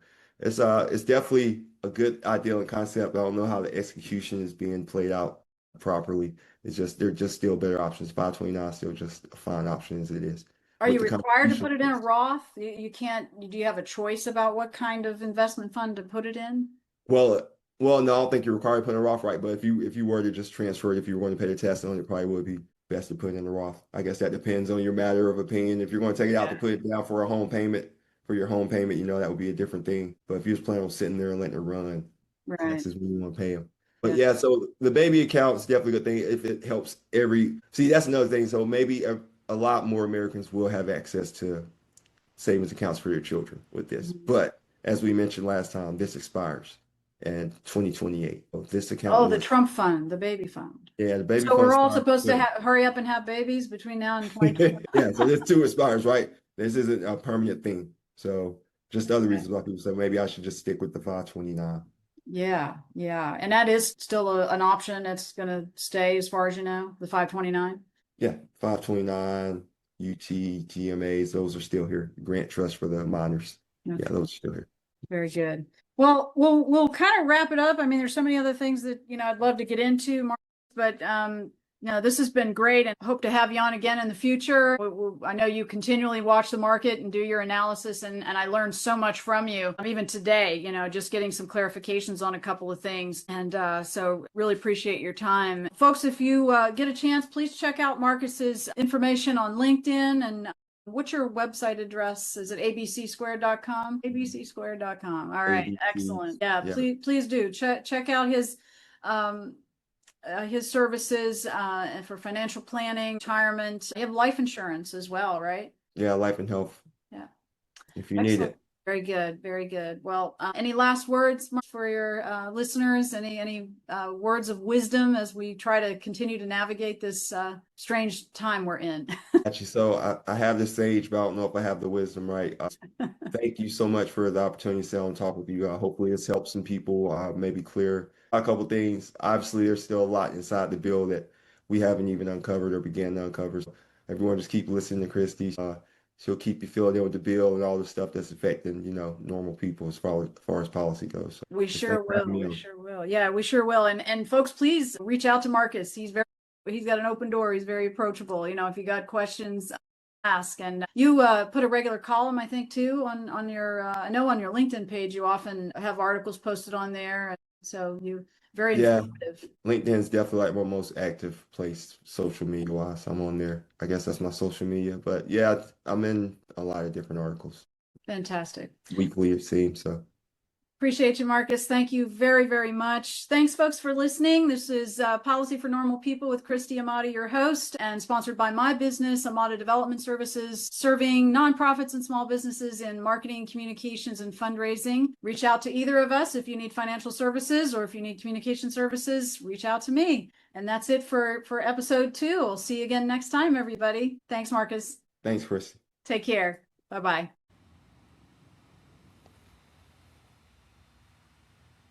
What if the most stable part of your 401k is actually the biggest risk you own? Right now, your retirement is being quietly moved into a black box called private credit, and the doors are starting to lock. Behind your blue chip logos, your money isn't being lent to companies that traditional banks would touch. If the market value and gated accounts where you can't withdraw your own cash, Wall Street calls it yield, I call it a ticking time bomb from Main Street. Let's talk a little bit about public transparency versus the private fog that is associated with private credit. Public stocks have SEC filings and there's second by second pricing. You can see this on any stock exchange or ticker. Private credit is foggy. You're trusting the fund manager to tell you what a fund is worth. On my podcast, we often discuss how Main Street gets the leftovers while Wall Street gets the data. This gap is where your retirement returns can go to die. So what's the difference? Why would someone turn to private credit? Well, a big shift happened after the 2008 crisis. More regulations for big banks pushed borrowers towards smaller lenders. Independent funds became investment firms and hence started lending money to larger corporations. Another reason was the actual returns inside these private equity funds. Some of these funds were promising higher returns as you had higher risk versus return. But inside these private equity funds, you can find illiquidity inside these funds. In the funds, you have different types of investments that may be locked together. Some may expire at one time. Some may expire another time. You hear the term lockup term or lockdown time. Not lockdown, but lockup time where your money's actually tied up and you can't take it out. A recent big blow up here that has private equity and credit markets shifted and shaking is the Blue Owl locking up of their funds or not allowing distributions to the fund's recipients. This takes people by surprise, but I imagine somewhere in that paperwork, and you have to look deep in the paperwork to find these type of things, Blue Owl has some statement that saying that they can lock up your funds. I don't know if you all have seen the Big Short movie, but there's a part in there where everyone's about to take all their money out, or he anticipates that they'll take their money out. He calls the individual investors and tell them that there's a lockup here. They can't get any of their money out. He won't allow them to get any of their money out. Perhaps Blue Owl had their reasons, and this is the type of stuff that, as you've seen here lately in the stock market, caused the private credit firms to sell off, private equity firms to sell off. So once again, what's inside of private equity and private credit? Why do people shift to this way? Another reason is diversification from the normal S&P 500. But like I mentioned before, sometimes these private firms or even public firms go out and receive funds from these private investment funds. So your money's still tied up inside one of these public funds inside one of these private funds via the public funds. So it's just all mixed up inside there. Another thing is with the SEC oversight inside of a 401k, you can expect the fiduciary duty. But when money moves into private deals, the layers and the fees can be staggering. It's a central theme of the Wall Street South Journal. The migration of capital from regulated sunshine into the shadows of the South and beyond. What you'll find inside of these funds, sometimes with these higher returns, you'll have higher fees attached. If you have different funds attached together, each fund may carry their own fee inside of that, plus a management fee for putting together this fund, managing this fund. There may be a turnover fee if there's action inside these funds. Think of private equity, you can think of a company like, and this is more of an asset, more of a diversified Fundrise. They're a REIT fund that invests inside different type of funds. Started about 5 years ago. Well, they might have been around longer than that. But recently they sent letters to their shareholders. Full disclosure, I have a fund Rise account. They sent letters to shareholders saying they bought a fund that bought part of SpaceX. So now you get exposure to that. But it's not really transparent as to how much they bought or what the actual fund is, when the lockup time is inside these funds. So there's a lot of fog in there. Investors may not even know they're invested inside of these funds. So that can cause huge problems when it comes time to redeem your funds or if you need any money. A good rule of thumb in general, first of all, is know what you're investing in. So know what you have inside of your accounts, know why you have that inside your account, and make sure that reaches your long-term goals. Apply some type of reasoning behind why you have this allocation and a time horizon. If you're closer to retirement and you have private credit in there and it's a fund that's locked up and you can't take the funds out for 5 years and you don't realize that, but you retire in 3. And if you are able to take them out, maybe you have a penalty, maybe you have a big fee for early withdrawal. This could be really hazardous to your retirement plan. It could cause you to work longer. It could cause you to live at a reduced standard of living. There's just a lot of implications in that. If you have a longer time horizon, if you're a younger investor, these private credit firms usually work a little bit better as they take time for these investments to grow. They may be investing in a company that's just starting up, a company that doesn't have revenue yet. Sometimes they're looking for companies to be sold before they can actually return any revenue back to the investors themselves. Inside private credit, you have inside of 401ks. There was a bill signed last year into law that allows 401k providers to allow private credit inside of your plan at work. They're still working out the logistics. Some people already had these type of things, alternative investors inside there. But this is definitely a move that's coming, and it's something that may be presented to you, Main Street. So if they do present something like this to you, we want you to be informed and able to take care of it. What is shadow credit? Think of it as a shadow bank. When a mid-sized company needs $50 million, they don't go to a traditional bank anymore. They go to a credit fund. These are bespoke, high interest and high risk. Main Street meets Wall Street collision. Your local economy is being fueled by your own retirement debt. Think about that. But like I said before, why now? Because for years, traditional bonds paid peanuts. Fund managers became desperate to hit targets. They turned to private credit for that 10 or 12% hero return. As we talk about on LinkedIn, newsletter, and all those places, those yields come with a high price. And like I mentioned earlier, your liquidity. And now we're back to this weird reality where we're at, right? Where here we are, where these things are coming inside of our investment accounts. And there, like I mentioned, is an illiquidity trap, the weird part. Everyone sells stocks, the system holds, but you can't even sell a piece of a private loan instantly. So that's the illiquidity. The market panics. The fund might gate your money. Your 401k becomes a Hotel California. You can check in, but you can't leave. Private credit valuations are often mark to model, essentially. A professional guess. That's real high level, but this creates a false sense of stability. With the Monarch money, you can track net worth. Also put a little skepticism filler on the non-public assets. If your 401k looks perfectly flat while the S&P 500 is tanking, you aren't safe. Maybe you're blindfolded. But it just gives you tools, and you see you're spending every day. You share it with your financial advisor. You can share it with your spouse or your partner. I'll leave a link below for Monarch Money. If you use the tool, I may be confiscated. Now, I want you to know something. Credit is not. People always want to put private credit as a scam. It is risky, and it's a sophisticated tool, but it was never meant for the set it and forget it retail investor. You're now a silent partner in a venture capital fund. To manage this, you need a high level view of your entire portfolio. And once again, Monarch Money can help bridge the gap between retirement accounts and liquid accounts. Another thing to consider inside that high level is that private credit, the access and the returns, and that private credit is not all bad.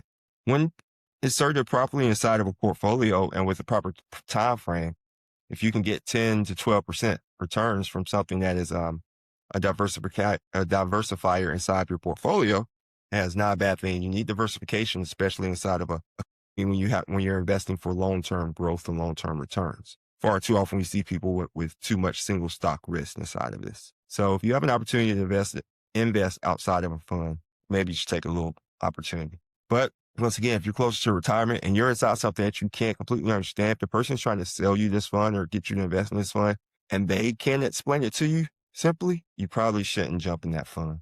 But also know when you look inside your 401k at work and you see some new funds and options, that those may be private credit and you may need to speak to someone, the plan sponsor, someone at your job, just to find out what exactly these funds are, why they are in your retirement account, what you can do to improve these. And if these even fit your time horizon, right? Why is this inside your account if you're about to retire in 2 years? Or maybe your question is, why is this not inside my account if I'm going to retire in 30 years? So it's just questions inside of the private credit market that are still open in the air, right?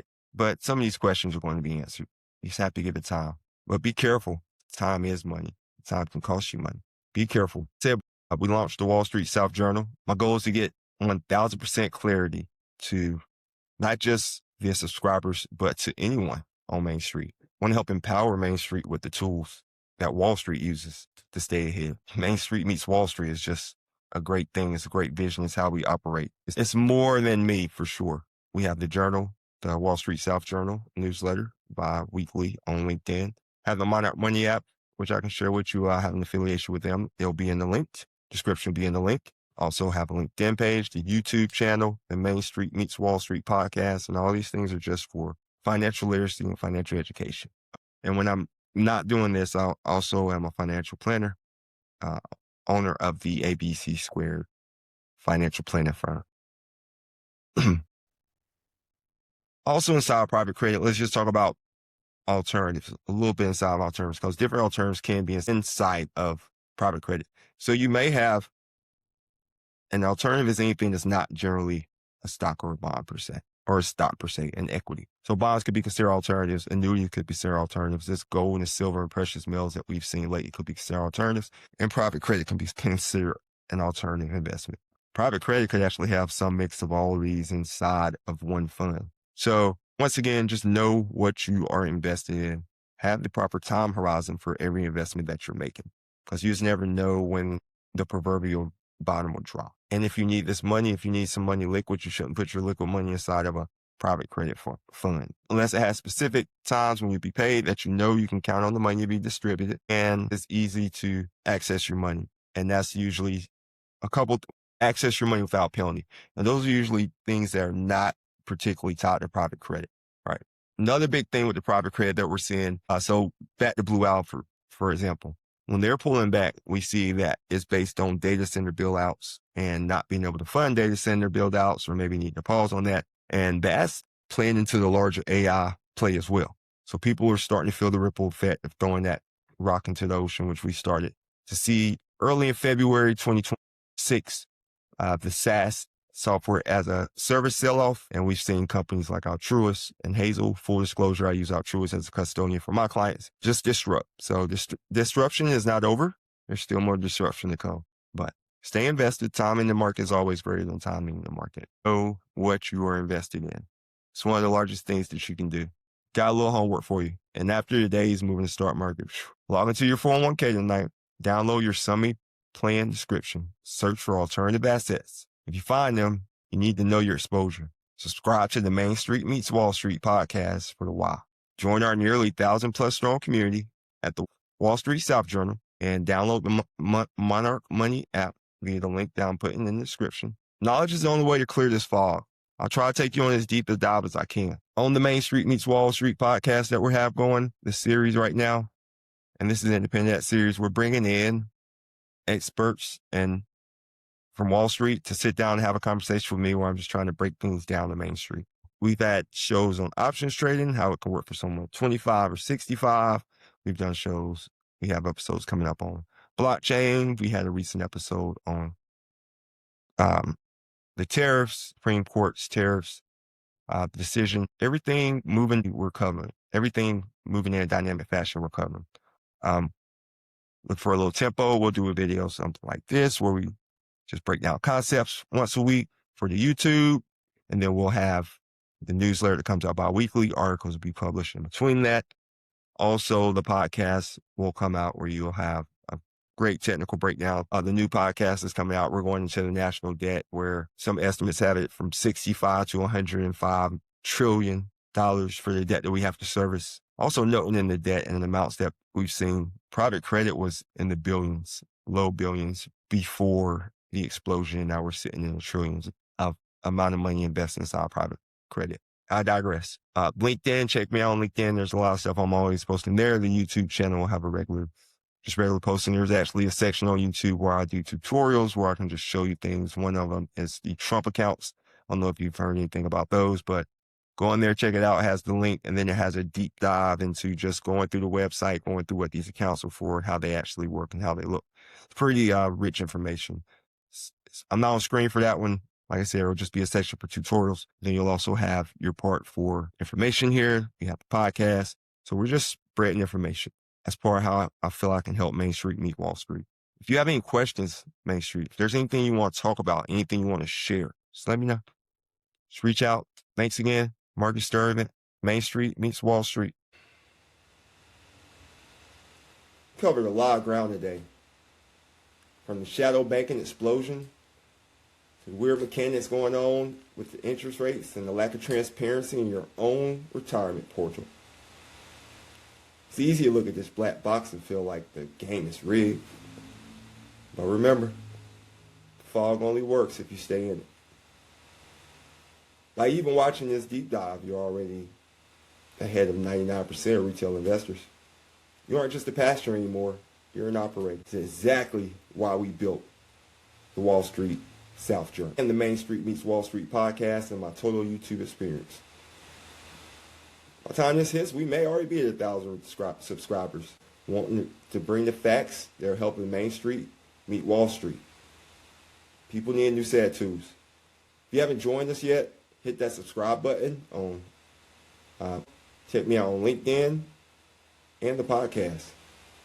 I'm not just reporting the news, translating the plumbing of finance so you can protect what you've built. Yeah, don't forget your homework. You know it's going to be scary after day. Log in tonight. Level 3 assets.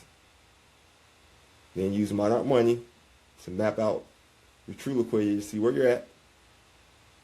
And when you can see the whole board, you can make moves that Wall Street never saw you make. Thank you for being a part of this journey. We're just getting started. We're just clearing the fog. I'm Marcus Sturman, Sr. It's been a quick dive into the 401k, private credit, shadow market. Keep asking the hard questions. Main Street Meets Wall Street podcast. New episode dropping on the debt. Check it out.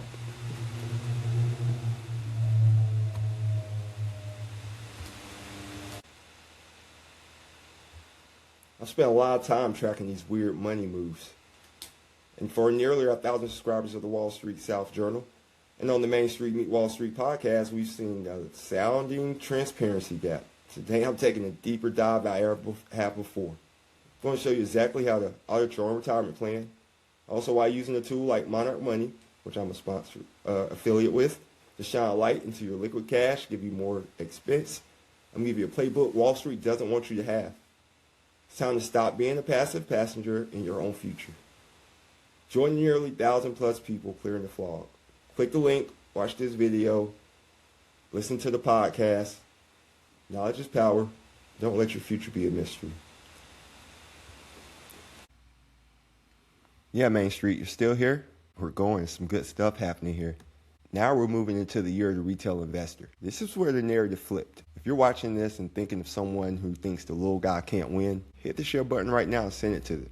We're proving that the individual investor has the edge. Don't let your network fly blind. Bring them into the movement. Subscribing isn't just about a notification. It's about joining the guard. On to the retail investor.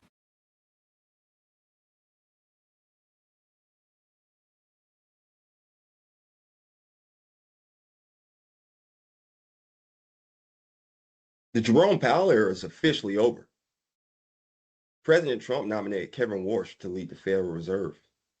The results? Mixed at best. Gold came down from all-time highs. Silver came down from highs and has seen losses that we haven't seen in decades.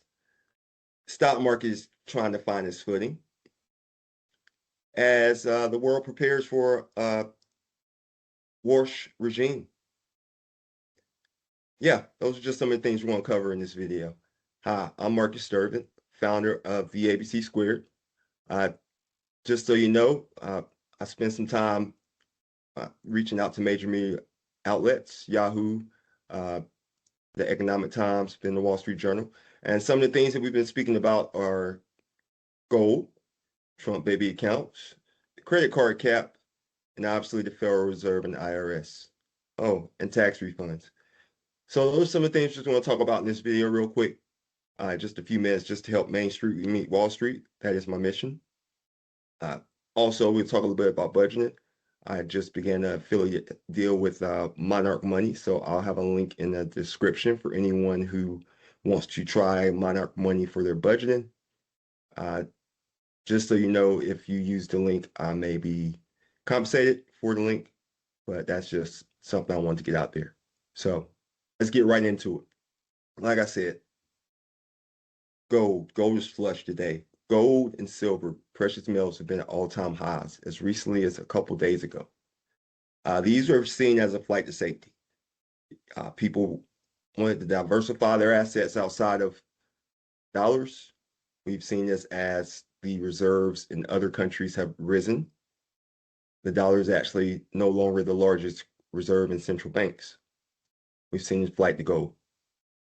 Correspondingly with this flight to gold, we continue to see a flush in Bitcoin. Bitcoin struggling to maintain the $80,000 level as we speak. As we know, Bitcoin trades 24 hours a day, so that could change at any minute. But maybe we're seeing the Bitcoin halving that happens every 4 years.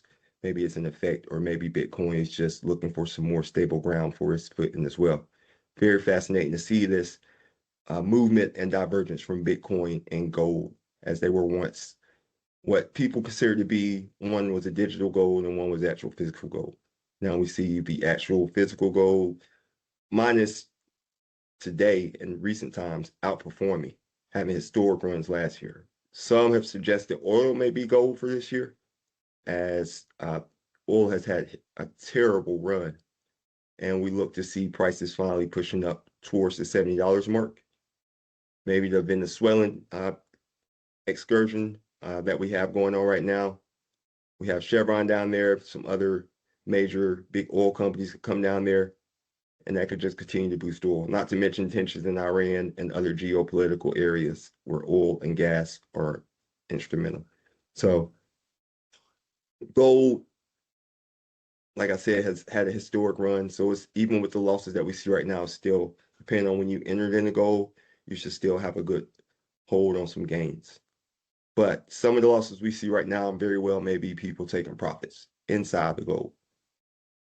So it could just be a shift from gold and Bitcoin and the stock market.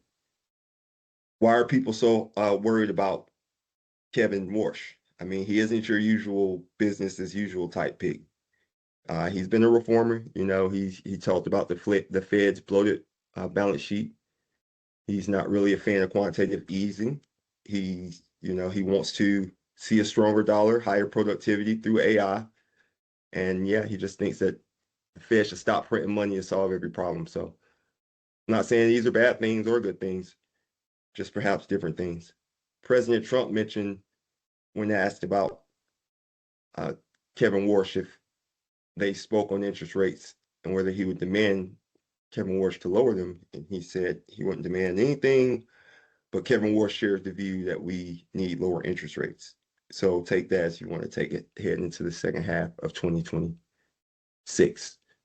Jerome Powell's still the chair, but if you saw his conference the other day, he seemed resonant in the fact, maybe sanguine, that he was nearing the end of his term. There's still plenty of turmoil to go inside of the Fed.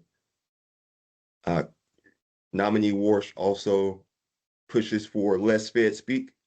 He says it's just noise. And one big hurdle inside this nomination is the Senate Finance Committee, where Tom Tillis continues to say he will not move any process forward on any nominee until the investigation with Chairman Powell is resolved. Other things we've been talking about. Credit card caps. So President Trump made a statement earlier in January that he wanted to see banks cap credit cards at 10%. I spoke with Yahoo Finance, and it was actually covered in an article in the Economic Times. We'll put the articles down in the description. um, about some of these issues and where they could happen. I actually spoke with Charlotte Business Journal as well once we saw that banks have started making moves to let these happen. Initially, with his January 20th deadline, I thought that couldn't happen. But now, as we see banks working towards it, it's a real possibility that it could happen. Bank of America points out that they already offer options below 10%, as do some of these other big banks. They offer, 0% interest, or for an extended period, they offer balance transfers, things of that nature. But when he was initially asked, um, Brian Morhaney said that you would have to have a credit score in the mid 700s to qualify for one of these credit cards. In effect, if that was the case, what you would see is people having to search for credit card options or credit options, maybe in check cashing places or places that charge higher interest, as people with better credit would still be able to obtain credit, but people with lower credit may be disenfranchised with their credit, not able to obtain credit, completely lose their credit cards. So that's just an interesting juxtapost right there. Some moves you can make if you're looking at that situation. Some pros and some cons. Some pros would be that if you are locked into an interest rate, say you have a higher one that's in the 20s, 25, 30%, and you get put into a credit card that's down to 10%, you can take the opportunity to pay off some debt, as much more money would be going towards your principal and not your interest payment. You can also look to transfer the debt over from a higher credit card balance to a lower one. And you can hopefully improve your credit in general, just your credit habits and your credit financing. Because if you don't have the mindset shift that you need in this type of situation, you'll just be in the same situation when the credit card rates go back up. I was asked if banks can financially sustain this. Of course they can. For a year, sure. Banks have a lot of leverage to pull. I think they may offer just some stripped down versions of the cards that they're offering, just something with no perks, no rewards. But banks can make it 10%. Banks can hold it for a year.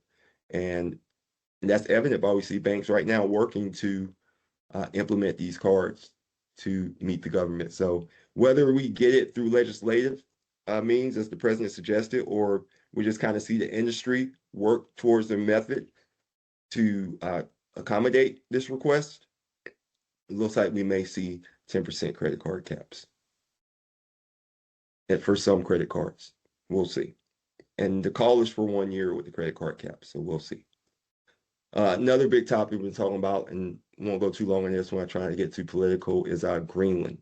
And this was big before the Davos conference last week, when President Trump made a speech. He had mentioned possible military intervention into acquiring Greenland. He took that option off the table.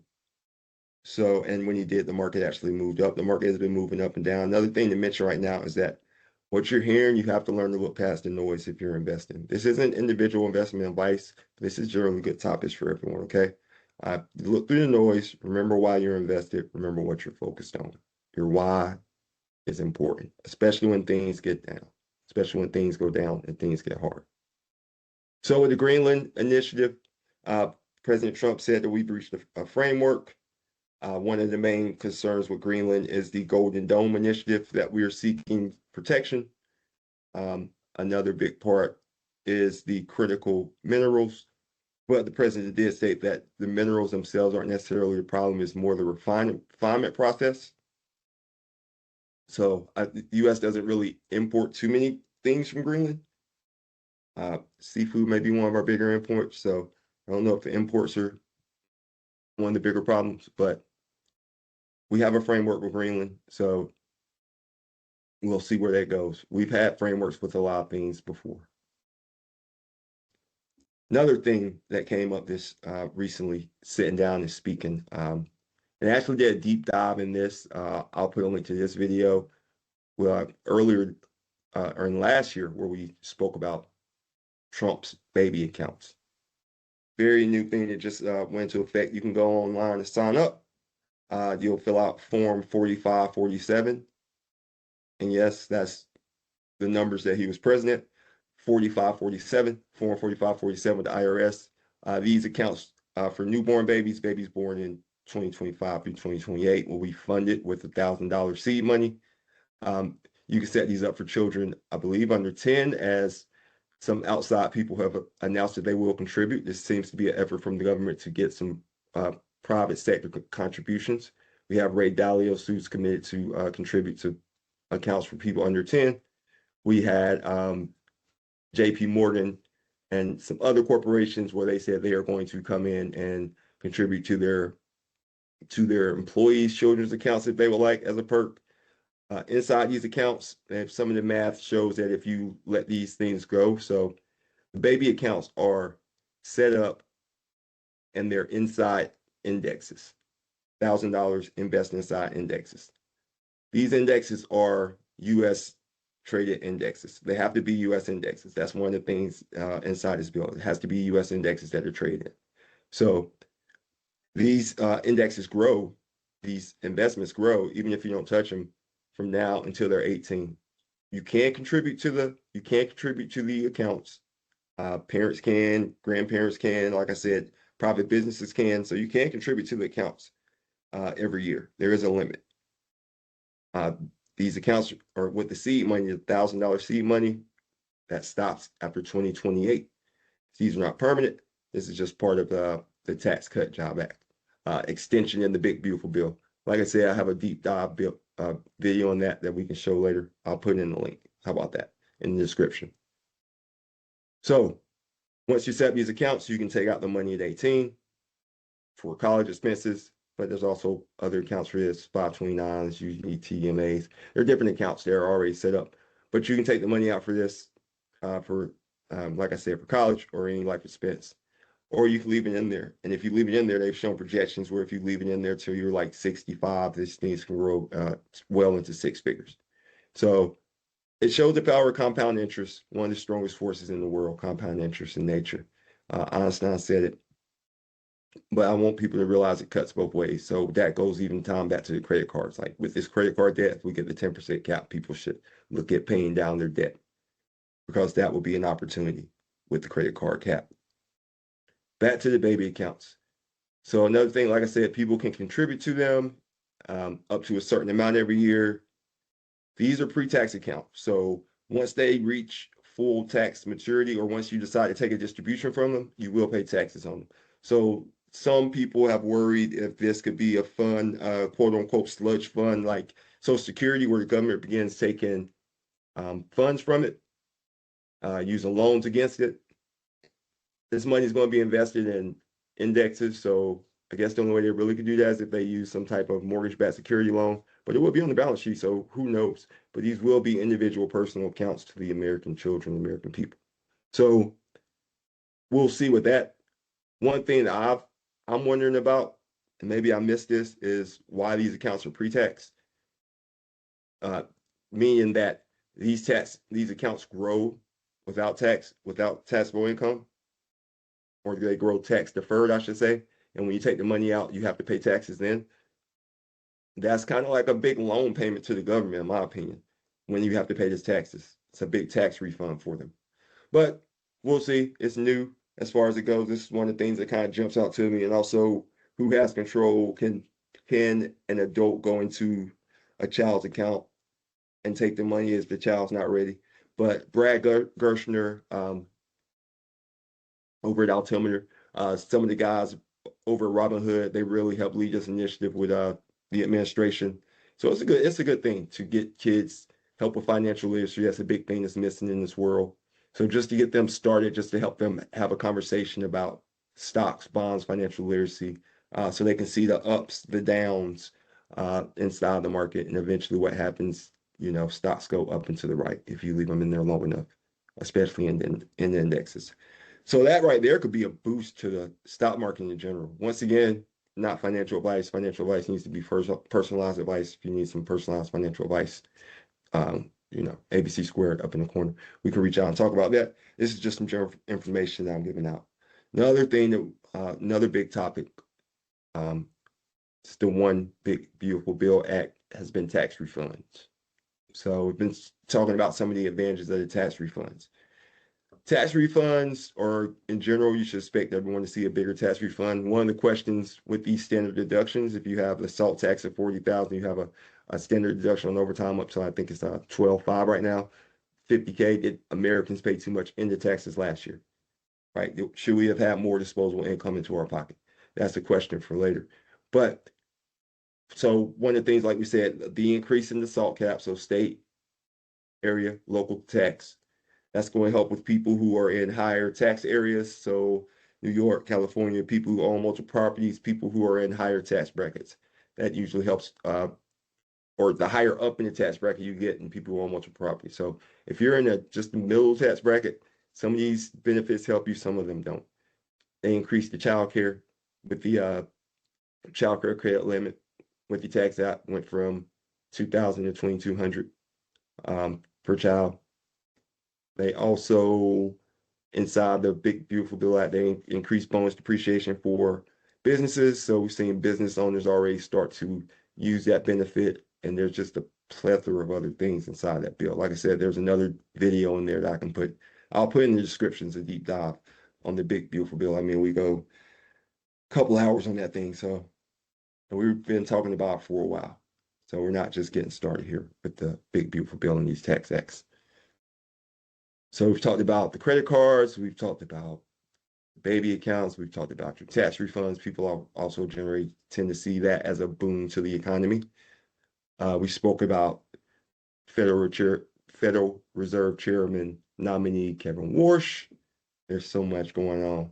I also want to mention again that if you're doing personal budgeting, you should check out Monarch Money.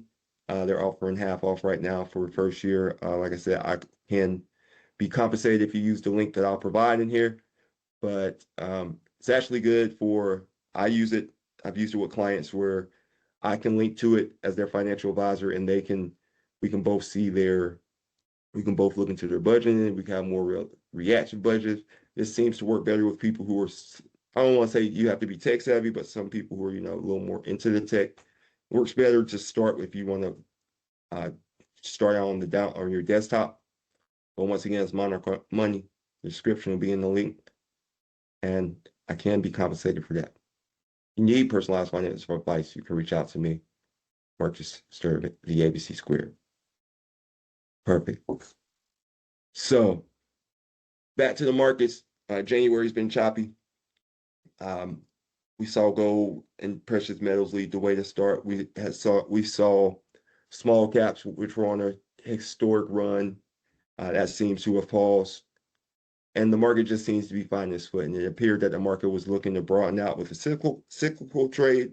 But now we seem to see areas like when we do see increases that seem to be moving back into the mega cap, the Mag 7, as people refer to them. So the AI bubble is still a question that people have. That's one big question for people right now is the AI bubble. Another big question is capital spending.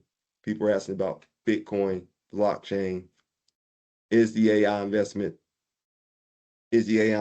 real? We saw where Microsoft took a big hit yesterday or a couple of days ago with their market cap when they reported some confusing information. And we also saw on the other side of that where Meta just shot up as they reported clear information. Both reported increased spending, but Meta appeared to have a clearer vision. Once again, this is definitely not investment advice. Don't go out and just buy these stocks because we're talking about them. This is just for, informational purposes, so you can see the divergence inside where you see a Meta or you see a Google or you see a Microsoft. So I think that's what we're going to cover today. Once again, Marcus Sturb with ABC Squared. Let me know if there's anything anyone wants me to cover, go deeper into. Like I said, talk about a lot of different things inside the market, inside the world. Check out the Monarch Money app. Download it. The link will be in the description. I'll download some of these articles that I've spoken about. And just stay strong, Main Street. Remember, Remember, Main Street, that's all about us. We're the ones who really make the economy go. Another thing, the PPI came in this morning. So are we seeing inflation tariffs? Are we seeing any pressure from that coming in yet? We'll see. I don't know. It's the PPI. But that's for another video. Let me know if there's something y'all want me to discuss deeper. I have videos on blockchain, a nice full panel people seem to enjoy. Just check out my channel, subscribe, like, share, and yeah, help the world, help Main Street meet Wall Street. That's my mission. Thanks for tuning in. I'll see y'all next time.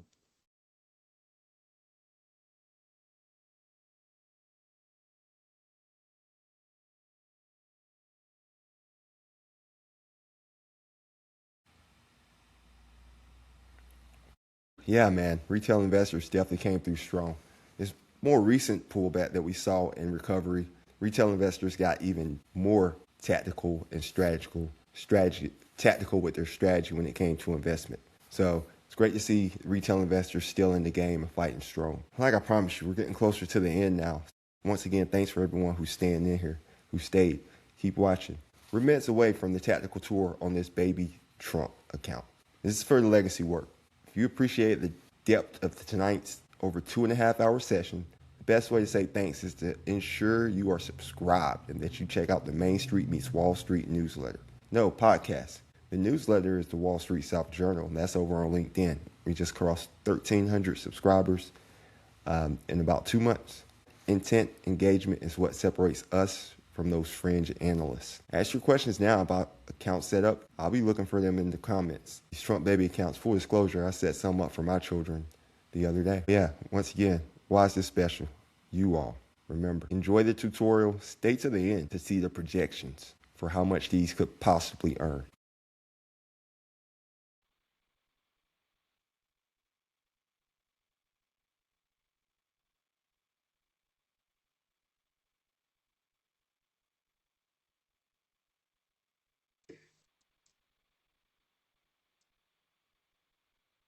How to open a Trump baby account. It's a master's class. I'm just going to walk you through it. What's up, Main Street? Mark Sturman Sr. here. And I've spent a lot of time here lately talking about Trump and Trump baby accounts, the One Big Beautiful Bill, things we've been digging into on podcasts and shows since last year, before the bill was even signed. I wanted to create something for folks who were looking to explore the site, know a little bit about it.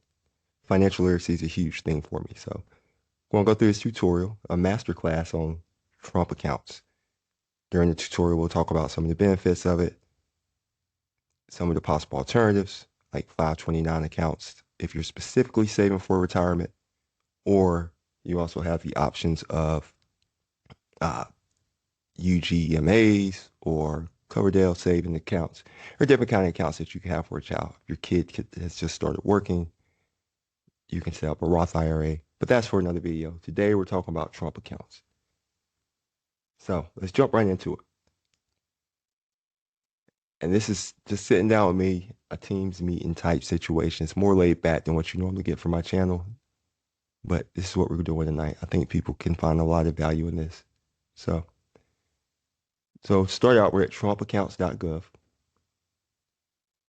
an official website of the United States government. And we're going to go through this. And we'll show you how to open these up on the digital side. And then we'll also show you how to open up the PDFs. I have those pulled up as well. So Trump accounts, jumpstart the American dream. Get started. Build a long-time financial security. All right, we can click this right here and get started, but we'll come back to that in a second. Just know these are for U.S. citizens. You'll need a social security number. You'll fill out form 4547, Trump's presidential terms, and you'll make an election for the year 2026. You'll get some message back like this eventually when it kicks off. A thing to note is that right now, while we're setting these accounts up, they don't go live until July. But you get $1,000 for every American child born between July 1st, 2025, January 1st, 2025, December 31st, 2028. You'll need a social security number for that kid. The account is fully in your child's name, and you're the sole custodian until they turn 18. No contribution necessary, but you can deposit up to $5,000 per year. Now, that's for any kid under 18, but for the kids right here, like we said, they get the seed money. All kids can deposit you can deposit up to 5,000 for any child. Like I said, it's launching July 5th, 2026. You can enroll your child with Form 4547. Financial institution will receive your funds, activate your account. Sit back and watch your wealth grow.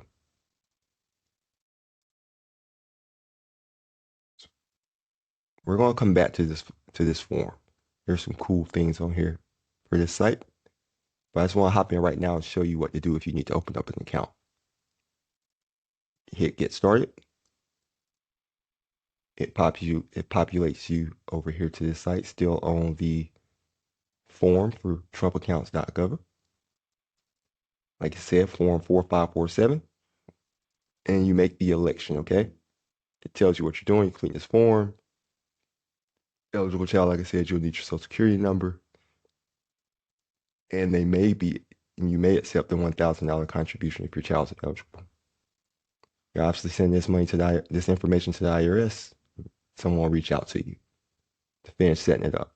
But your basic information is, fill it out. You put your information in here, and it's just a regular field, so you can just put whatever you want in there. I don't want to put too much in there because it might. There we go. Bruce Wayne. Already filled one of these out. Bruce Wayne has 111, 11111. Bruce Wayne was born in 2000, so this is the part for the parent. The parent has to be over 18 to fill this out, which is interesting if you're a person with a child under 18. Contact information, United States, foreign. So if you're not here but your child's a citizen, I guess you can still receive this information, receive these funds. But you'll just go here and fill out this form. And it doesn't matter if your child lives at a different place. You can go in there and there'll be an option below where you can specify that. Address, the Bat Cave, phone number, the Bat phone. That's my phone number if anyone wants to call me. That's my email if anyone needs to email me. Then step 3, you're entering your child's information. So you gotta make sure you're a parent or a guardian authorized for this $1,000 pilot program. And this is a great program. It was initiated a big part by Brad Grishner over there at Altimeter out in California. There's a lot of private firms that are also contributing to this at this time. You have the NFL Corporation, JP Morgan, Bank of America, to name a few, and they're actually contributing money to these funds for their employees. Michael Dell and his wife, Ray Dallios and his wife, are contributing funds to some. Michael Dell's contributing to all the children in America under 18. I think it's 25 million divided by all the children. It comes out to about $250 a kid. Ray Dallios is specific for children in Connecticut. And there are just different ways that you contribute to these funds. It's a move, I guess, by the administration to have private investment into children's futures. There's a gentleman out in California, or I say gentleman, maybe a lady. There's an anonymous donor out in California and San Francisco who's donating like $2 million for the children out there. So there's just different ways and different people who are contributing. The $1,000 that starts this seed fund comes from the Treasury, so from the people. That's where this $1,000 initially comes from. And once again, that's all the same stuff. You have to have a social security number. You may have up to 2 children per form. For additional children, you need to complete another form. Because you know what's the average family? 2.5. So you go in here, you'll fill out your child's information. Batgirl, and I know Batgirl's not Batman's daughter. Don't worry. So a big thing to look at right here. So not only is the date of birth, so right here 2/24/25. If you click is your child a U.S. citizen, it's going to pop up with the option for that pilot program, right? Boom. Pilot program contribution. Click right there. So once again, that's based on the birth date and if your child is a U.S. citizen. if I was to go in here and put 2020, if I was to go in here and put 2024,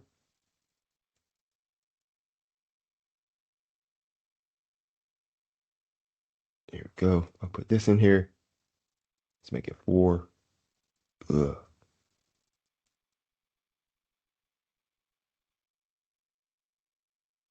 All right. See, the option is not available. The one that was there before. Either way, you'll have to click Parent or Guardian. But for the purpose of this video, let's look at 2025. So the option is available. So you'll click, is your child U.S. citizen? $1,000. You'll enter your relationship. And then once again, you remember we were mentioning if your child is at a different address, click this box, fill out your kid's address. Overseas, fill out your kid's address. So domestic and foreign American citizens. And then you have to check a box that shows that you're authorized to open an account. Add another child. Rinse, wash, repeat. Or wash, rinse, repeat. Maybe I said that backwards. Either way, we'll make this one Robin. I know Robin's not Batman's son, but if I'm going to make Batgirl his daughter, we'll make Robin the son. And then you could put this one as the child at the same address. You wouldn't even have to change it. And then you would do the same thing.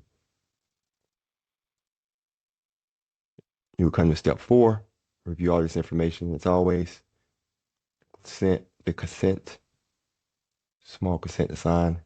You would sign your name, you would sign the date, or it would have the date there. Obviously, you're going to say that you are who you are. You would submit the form. A big thing with this form that you need to realize is that once you submit it, if you enter any information incorrectly, it will definitely delay the process. This is a new process. And I guess just have some grace with the government if we can have any more. So that's how you do it on this site right here with the form. But there's also another option that you can go to. I know some people like an analog, or it's not particularly analog this way. It's just a PDF you can fill out.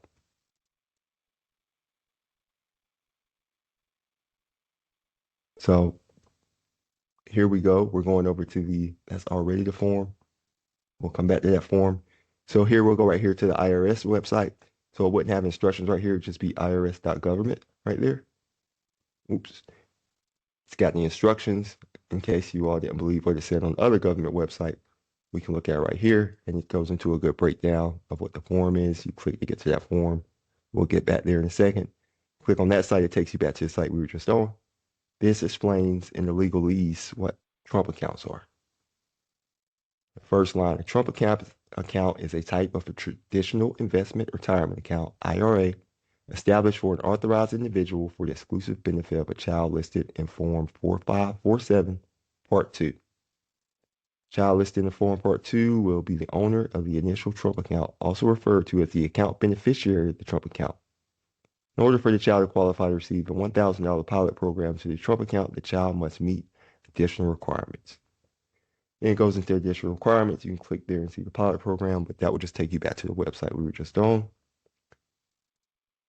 But we'll go back there and you can see that part that shows your authorized user.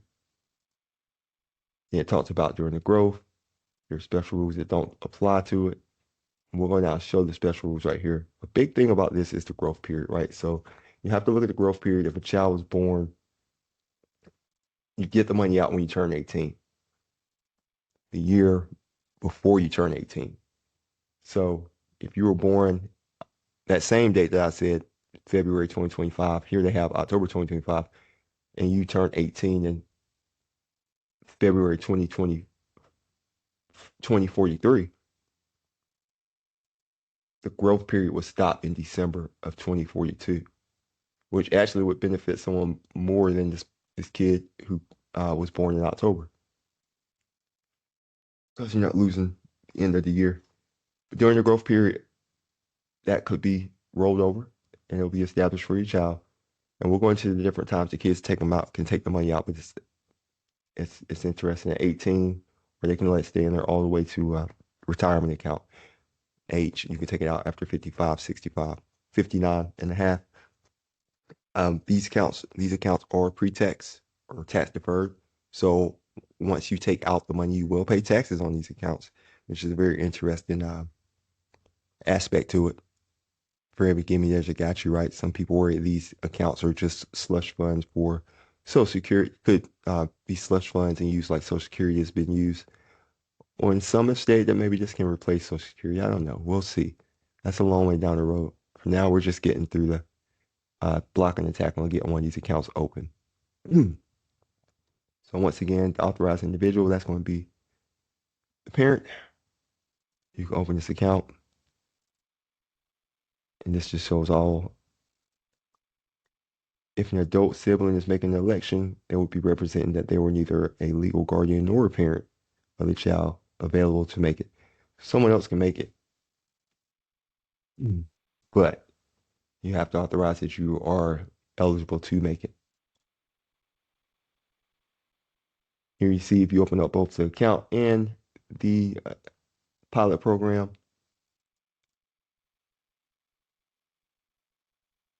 it'll be that tax year. Once again, we'll go to the contribution elections. We'll go over that in just a minute. I'm just trying to slow down so people can see it. And then more information right here about, so it says select your eligible investments. These eligible investments are going to be ETFs and mutual funds, so you don't have to worry as much about single stock movements, but they have to be invested inside U.S. companies, select U.S. companies, I believe, as well. You can roll over, you can contribute, like I said right there, and then at a certain age, someone has to take over the responsibility. The child is the owner, but they don't take it over until they're 18. You have to have a Social Security number, and you can't open more than one Trump account per person. Big thing right here, valid Social Security number. Child must have a Social Security number issued to them before the day of the Trump account election. So if your kid's if you're pregnant right now, you're not, don't go fill out this form yet. Wait till you have your baby. Child has to be a U.S. citizen. And the Social Security number has to be one that's valid for employment. That's just something that ties into, like, it's not really a green card or anything like that. Ensuring that these are U.S. citizens. That's a big part of it for the government initiative. And then right here it says there are 5 types of contributions that are generally made. So pilot program, qualified contributions. Some of these can be tax exempt. Employer contributions, so that was like the NFL. Qualified contributions from private entities would be like what I was speaking about, the Dale family or the Dalios family. Rollovers, and then other sources as well. So parents or grandparents or any person, as you see right there, can contribute. Can't contribute before the 4th of July. And then it shows the taxation right here. So like I said, these gains will be taxed. There is a limit, annual limit. And with the pilot programs, we said before, you just have to be a qualified child to meet the criteria as mentioned before. You'll go on to Form 4547, Trump accounts, and no earlier than July 4th for contributions. So for any employers who want to fill this stuff out for help their employees out, you check out Section 128 here. And it just says that $2,500 limit for employees or $5,000 annual limit. This was talking about the investments I was saying earlier. So mutual funds, ETFs. If you're wondering the difference between mutual funds, ETFs, or what they even are, I have some really good videos on the channel. One where we actually break it down really simply into ETFs and mutual funds, the pros and cons of each, and that track U.S. companies and meet other certain criteria. Distribution, that's what I was speaking about. The age, when you can take it out, you can take it starting January 1st, the calendar year you turn 18, but you could pay taxes on early distribution unless an exemption applies with respect to the child. So that exemption will be higher education, purchasing your first home, starting a business. You can file this form anytime. Even at the same time you file your taxes. Once again, like I said, I guess if you don't have if you still have a bun in the oven, don't file it yet. Wait till the baby's born. For that kid, if you have other kids who are already here, go ahead and file it. Where to file it? You can elect it electronically, excuse me. Trump accounts. You can do it on paper. We're going to go to the paper form in just a minute. Don't attach it. Don't amend these. Talk to a tax professional if you need to. Make sure you get this stuff done right. This just shows, once again, these are specific instructions. And while, the government will say here, everything's right here for you to look at, at the end of the day, if you send this stuff in wrong, it's going to fall back on you. So let's make sure you have it filled out right. They make it fairly simple, as you saw with the first form. For each child, if your child already has a Trump account and you're filing form 4547, all or part must be completed with your child's information except for line 6. So this goes back into the contributions, valid social security number. This is the consent to disclose that you will be putting your information to the IRS, the Treasury, and their agents. To disclose the facts, you'll have to sign the form. It's not valid unless you sign it. So sign the form. Paid preparer. Like I said, if it's done by a paid professional, the paid preparer must complete this section. So if you have someone do it, there's a section they have to do for you. Then questions, concerns, you can go right here, or you can literally mail it in. Let's take a look at this IRS form, the paper one. Once again, we are on the IRS website to find this information. So let's go over to the paper form right here. Let's make this large. Yes. Yeah. There we go. IRS.gov. So if you look at this right here, I already filled this out earlier. You just go in and you enter your information. These are populated boxes. If your information is already pre-populating your system, it will fill in there. It's pretty much all the same stuff from the digital form. It's exactly the same stuff from the digital form, except for you just fill it out right here. Some people like the analog. This part right here is for the pilot program with the babies, the contributions, consent to disclose. And then that will be the part that if a paid preparer used as a professional, that will be the part they need to fill out. That's part 6 that they were speaking about. I'm sorry. That's part 4 right there. So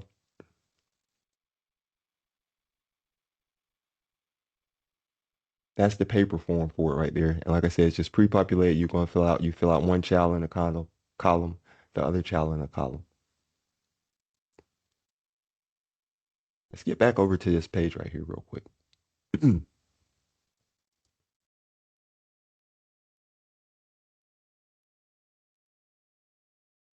So this page really breaks down some of the stuff that we were talking about before, except for it shows it in a different, more prettier form on our IRS page. So we've already looked at all this stuff before. Let's go down to the part where, right here where we were. So big things start with small steps.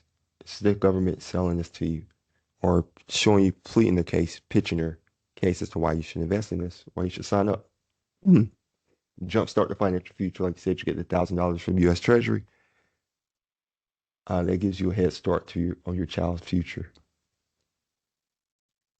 Power of time in the market. Oh my goodness. Compound interest, time in the market over time in the market. It's a great tool that children will be able to see it. They actually have a calculator on here in a minute that we'll see that we can show you. It just shows you the power of compound interest. And it'll show you whether you make any contribution or no contribution. And that's account value 5,000. So it'll be something to see. Notice how the numbers keep getting larger the further down you go. Beautiful picture. Proven winners, all American growth. Look at all that sugar in the bottom. Your child's funds will automatically be invested in American companies, and the app lets them see what stocks they own and how they're performing. Financial literacy is a huge part right here. The more you do, the more time you spend with this, the compounding of their money, they'll be able to make informed financial decisions.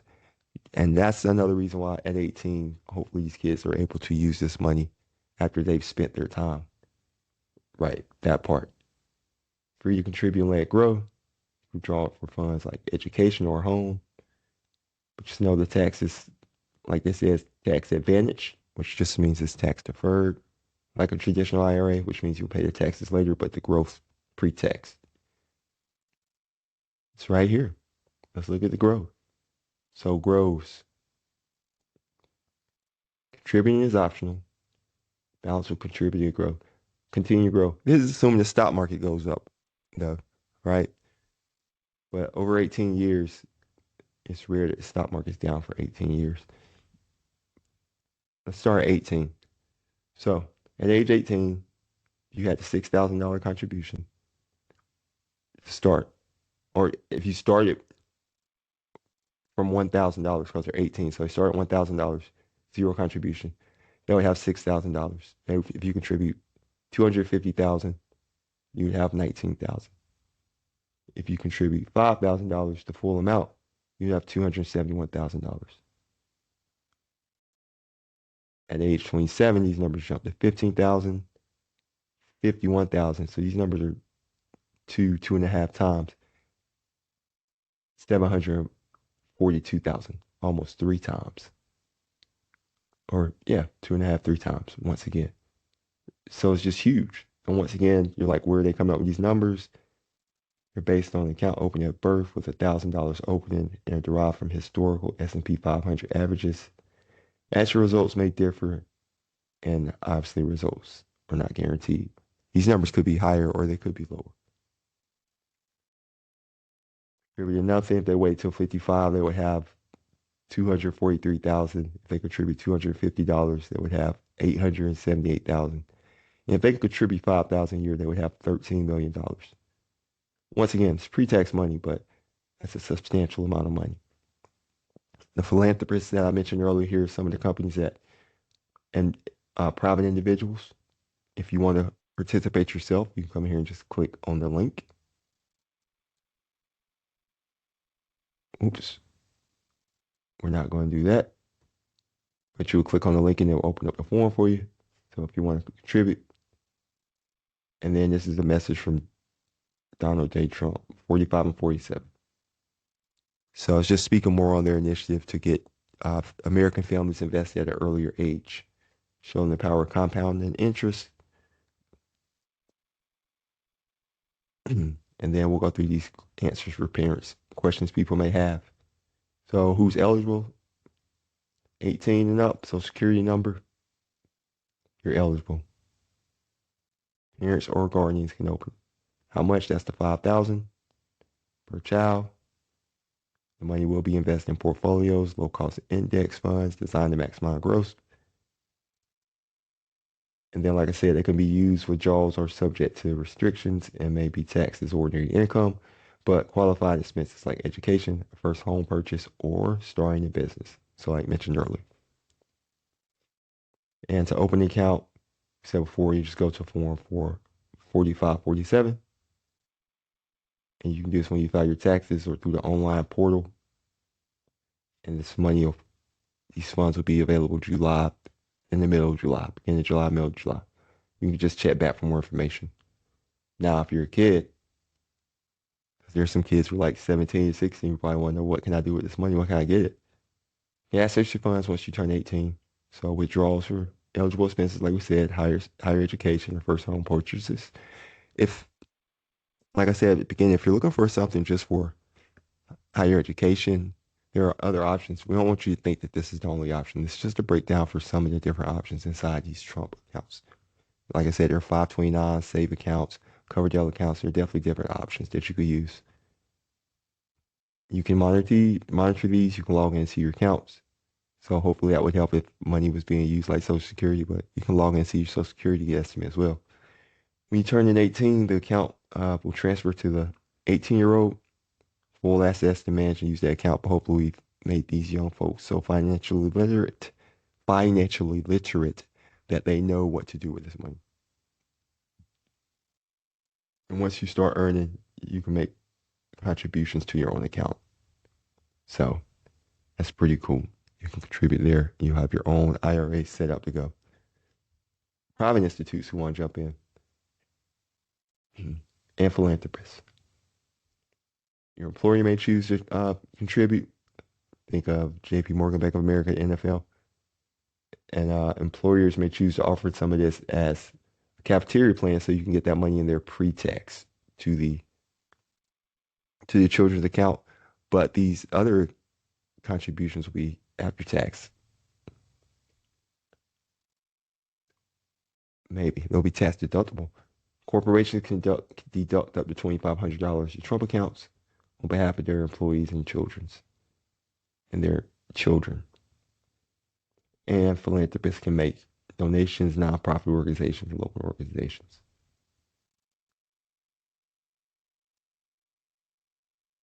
These are your headlines. Like I said, the Dale family with their contribution, the announcement last year. And then if you have questions about it, you can go right here. Like I said, tax advantage. That just lets you know that you will be paying taxes one day.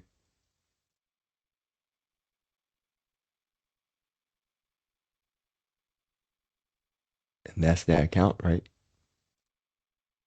And that's pretty much a really deep dive into these Trump accounts, I should call them, right? It's just crazy how much you can have at 18, even with the compound interest starting now going down through this thing. Going back to how you can have multiple accounts, I want to mention a tool that I use and that I actually help people with in my financial advisory business. When I'm not doing this at night, I'm doing that by day. Monarch Money. Just so you know, I'll put in the description the link for Monarch Money. It's a budgeting tool folks use.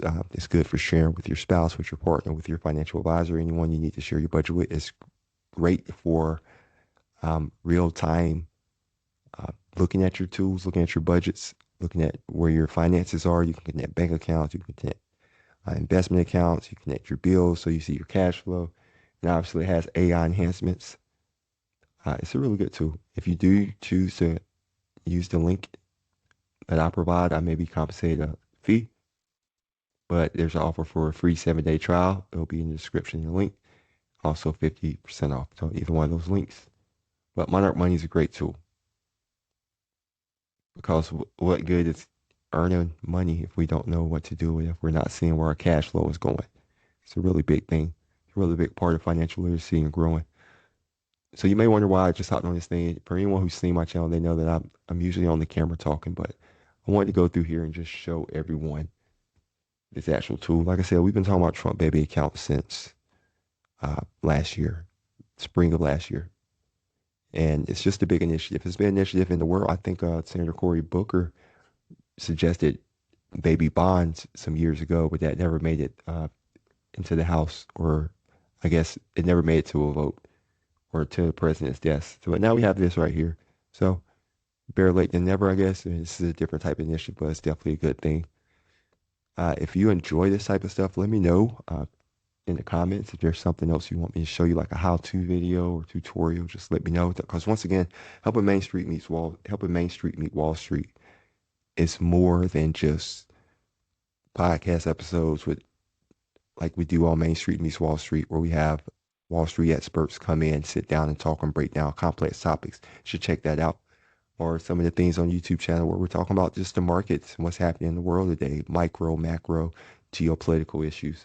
This is something where people can sit back, look at this, go in, dig into this account, and set it up. You could do this today. I mean, I took a while to go through this video, but it'll only take like 5 minutes to go into it and actually open this account.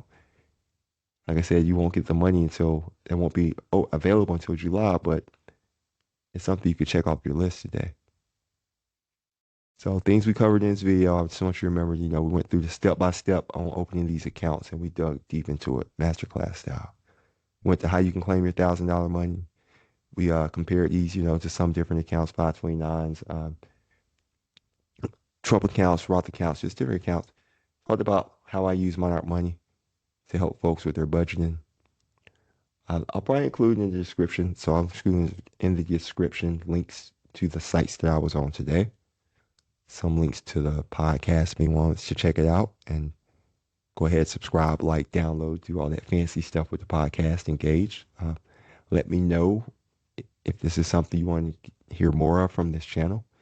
Like I said, I'm down here in the Wall Street South, and my main goal is to help Main Street meet Wall Street. Financial literacy is a scourge in this country, in this world. So if I can just help people, if only one person listens to this, it's fine with me if it helps. So once again, Main Street meets Wall Street, coming to you straight from the heart of Charlotte, North Carolina. Main Street Heart, Wall Street Smarts. Subscribe, like, check us out. We're out Main Street.